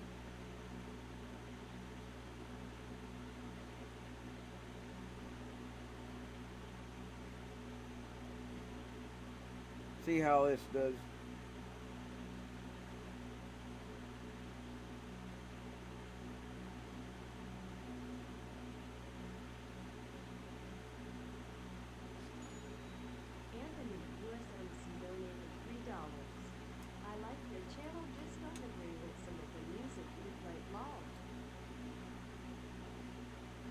don't know why the... Let's see here. Hang on. I'll get it set up here. Too many settings. Jeez.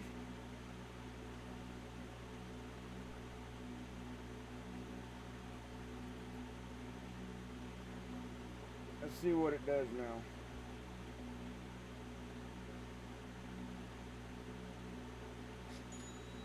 Anthony USMC donated $3. I like your channel, just don't agree with some of the music you play. Lol. That's a lot louder.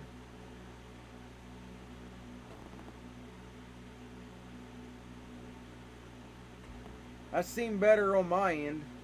I know there's an echo because I got my mic on, but how was that as far as volume, or does it need to go up a little more? Okay. Alright. So, I didn't see any bikers on the 4th.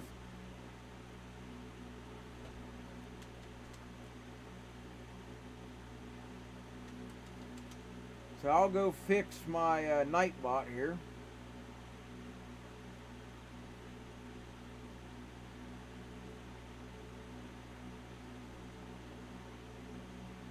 Change the donation link.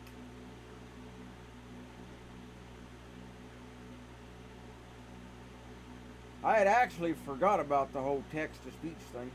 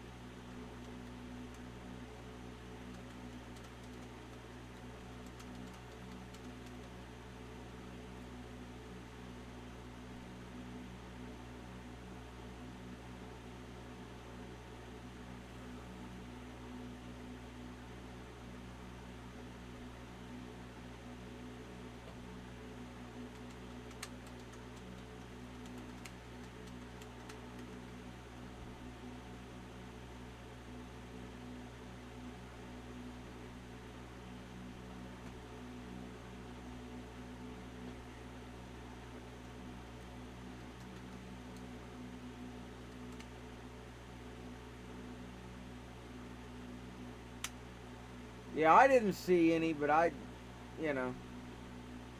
There we go. Yeah, good suggestion about the text-to-speech thing, because I forgot about it.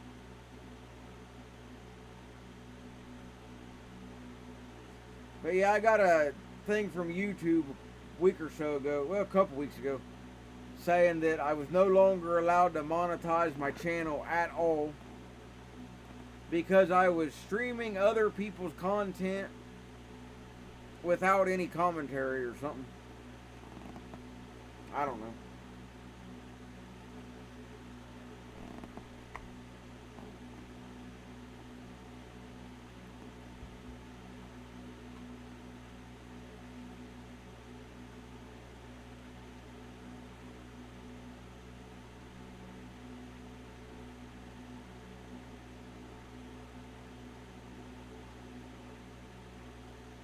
Somebody needs to go buy my fake news shirt.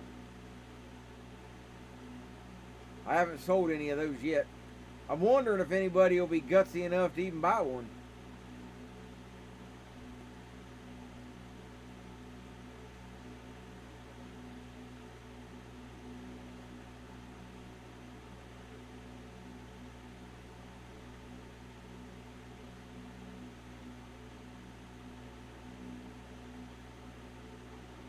But yeah, I'm not worried about making the money on... Well, yeah, you've bought, I think, every shirt so far, Sean. Or at least the majority of them.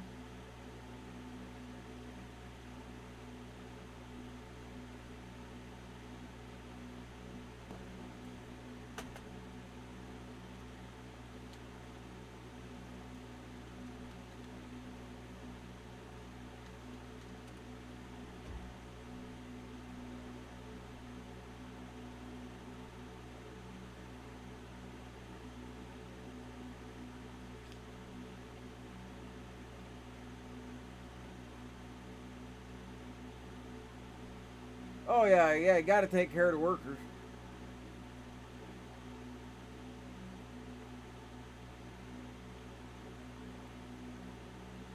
There's the shirt though.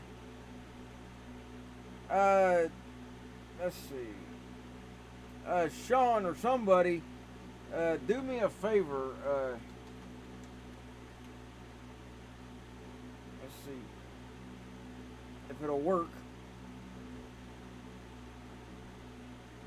My link for my merch isn't working for some reason.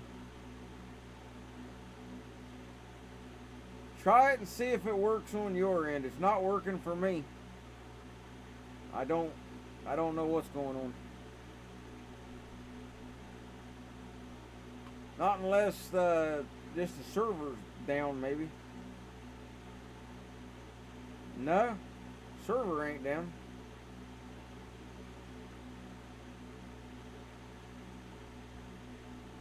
Take it easy, Anthony. Have a good night.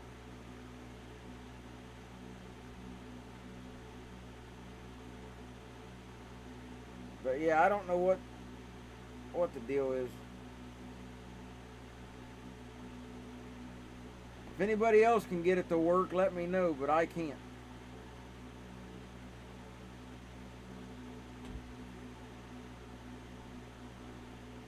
I don't think it's a browser issue, but I'll try.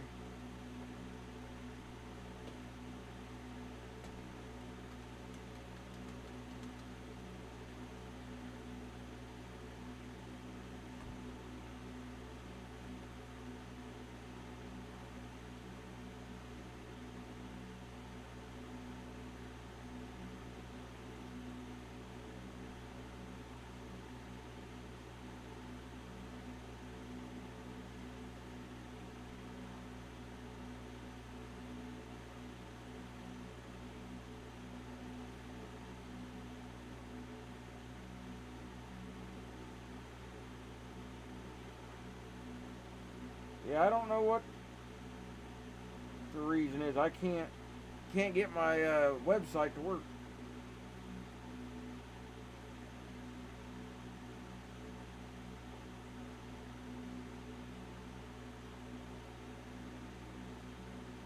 So, yeah, the merch store must be down temporarily. I don't know.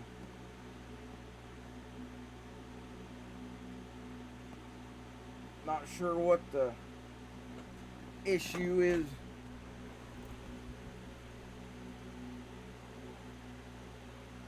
It worked on the last stream, but it ain't working tonight.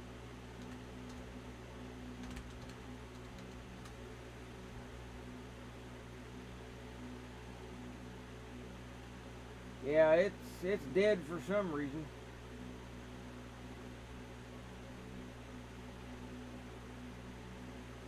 It says it's up though.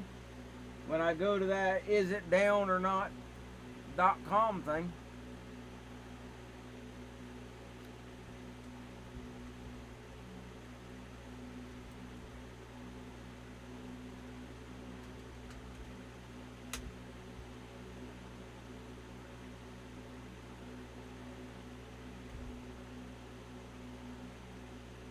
Huh.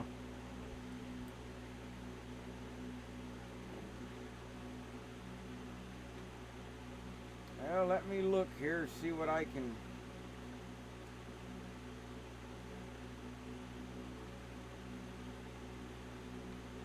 figure out here real fast.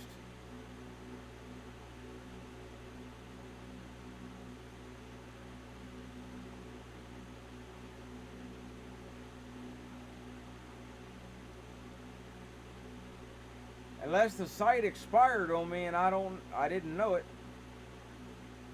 I mean, that's possible, I guess.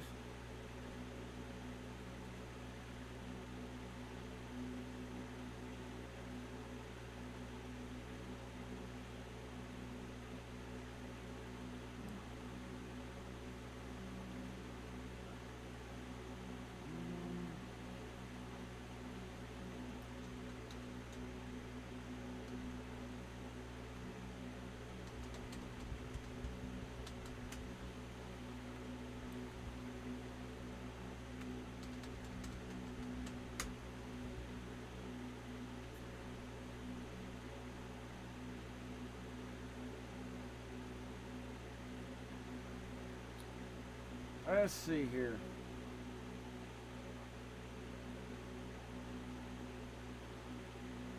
Yep, I think I found the problem.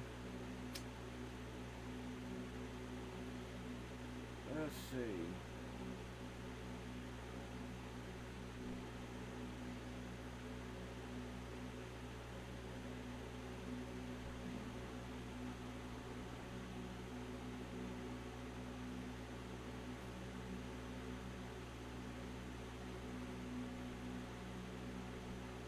Yeah, something got screwed up. I got it though. I got to use the free address they give me now for some reason or another.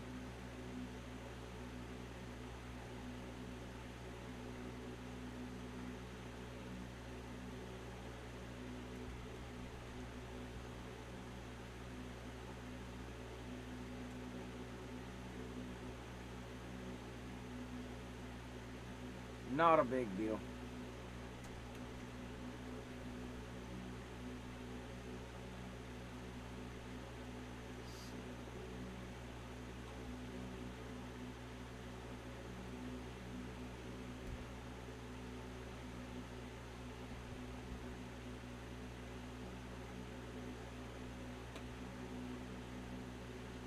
Take it easy, Hunter.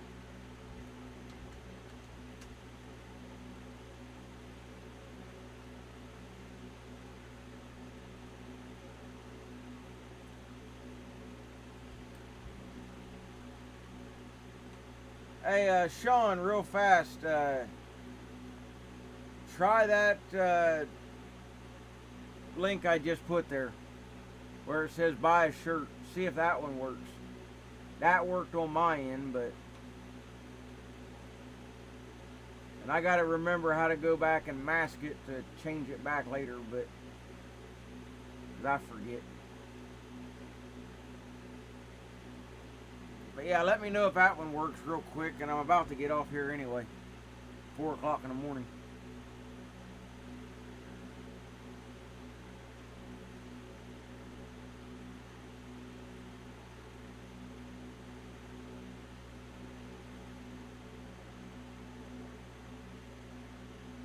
Okay. I'll probably end up just changing it later anyway and make it go straight to my t-shirt store, since that's all I've really got anyway. I don't have any other merch anymore, so I might just do that, but I ain't gonna fool with it right at the moment.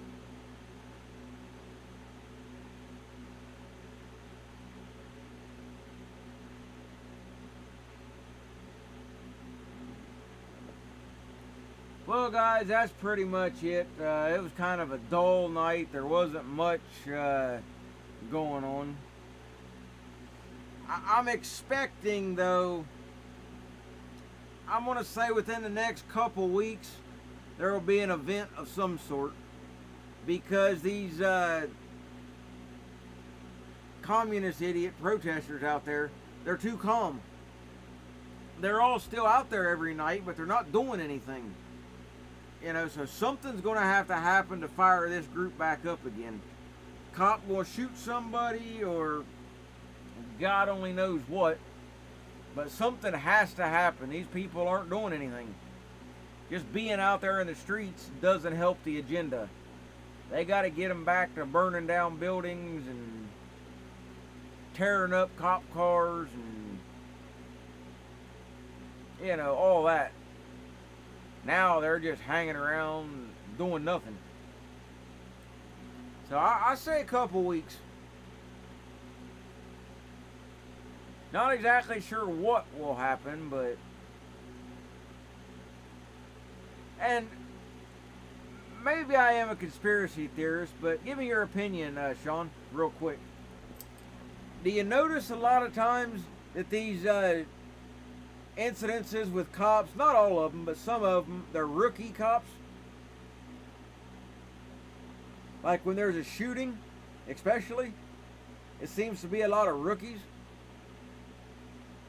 I often wonder, is the leftist communist side actually having cops join the force.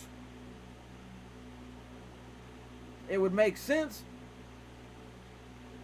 if you're a communist wanting to destroy the country and all that kind of mess, some George Soros puppet.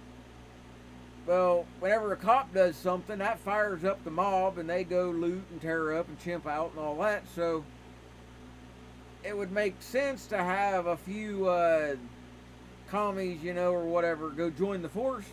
Opportunity arises itself, go shoot somebody.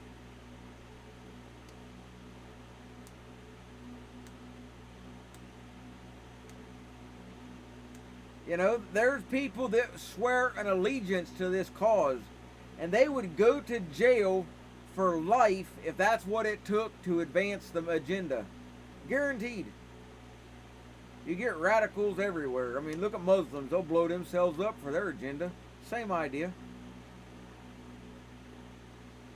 So I think maybe what we should do is really start looking into the background of some of these young cops that are getting in trouble.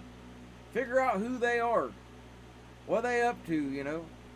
There's info out there. Nothing ever disappears online. Something I've never heard anybody talk about, but it would make perfect sense to me. So, exactly. So they'll get commies into the education system to indoctrinate people, because that pushes an agenda. And then you get a cop to do something, which will also push an agenda. So I think they're in about every level. I mean, we had spies and stuff, even World War II, you know, trying to figure out how we made bombs and this, that, and the other. Hollywood, yeah. And people have mentioned a lot of that, but I've never heard anybody mention the cop angle. And I think there might be more validity to that than we realize. It just kind of dawned on me that in a lot of these cases, they're young cops. A few of them, it's been like their first or second day on the, you know, on their assignment. And then they end up shooting somebody. It don't add up. Because there's other cops out there, and probably some that we know personally, that have been officers for 20 plus years, dealt with every kind of person you can imagine. And they never went off the rail and fired 9 million times and made the dude look like Swiss cheese or whatever. Nah. So, something's going on. If I can get a little bit of some kind of evidence to support the theory, I'll make a video or something on it. And I think that's something people really need to look into. It just, I don't know, it just makes perfect sense.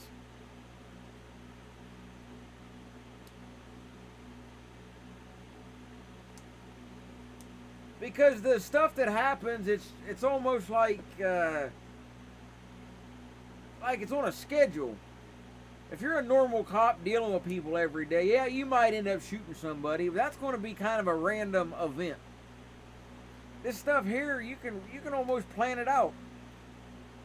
You know when things are going to happen.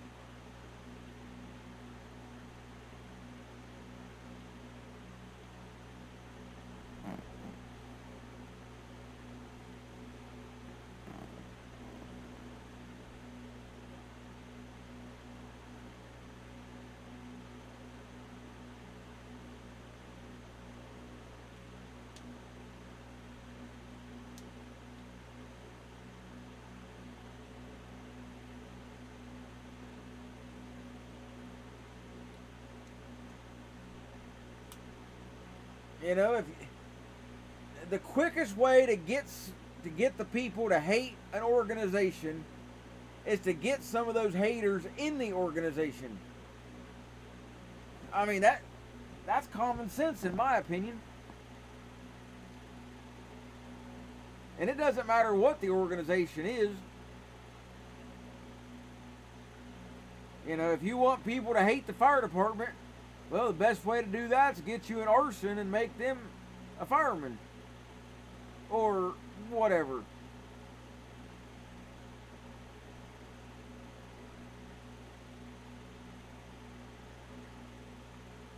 There were prohibitionists that ended up working for alcohol companies just for propaganda and other means.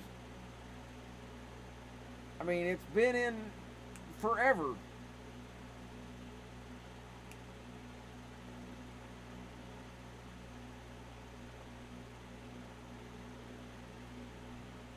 You know, when it's on the good side, you know, you kind of call those people whistleblowers in a way. It's the same idea. You want to find out how screwed up Amazon is? Get somebody to go work for Amazon. Or whatever. I mean, that's just an example, but so I could definitely see there being something to it. Because have you noticed in a lot of these events where it is the rookie cop doing his crazy stuff and kills somebody, very quickly, whether there's a trial or no matter what happens, you never hear of that cop again. Now, you get somebody like the guy in the George Floyd case, that'll be out there for a while. But in these other events, you know, the cop goes, shoots somebody, everybody freaks out and has a whole big mess, but you don't ever hear anything about the cop again. You know, what happened in his trial, or it's almost like he disappears. And those commies, they could definitely pull that off. Soros can make you disappear. And I don't mean kill you, but almost like a protection program kind of deal. But I've just noticed that those kind of cops, you never hear from them anymore. They're gone. Don't know where they're at. You might hear that the wife filed for divorce or something. But trials are never really televised. They're not out there. Too much don't add up. Or maybe it adds up more than we realize. Depends which angle you want to look at.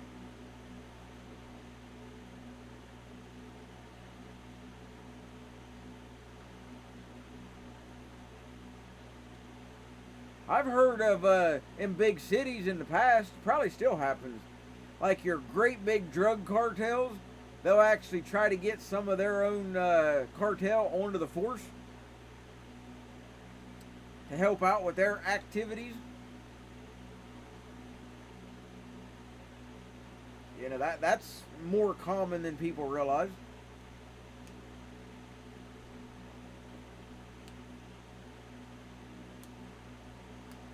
So it would stand to reason they could do it for this too. I don't know. Something to definitely think about. But I'm going to call it a night, guys. Take it easy. We got to do this though real fast. Listen to the smartest man of our modern times.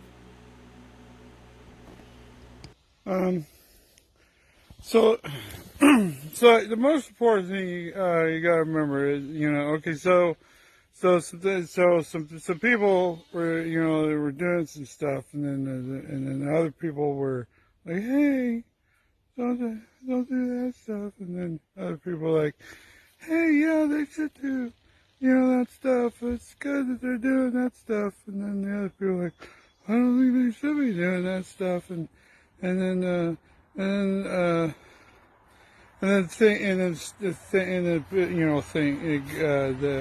the one they're doing, so things are like what I'm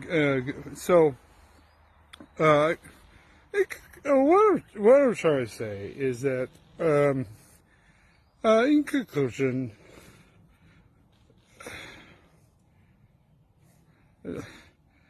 I have no idea.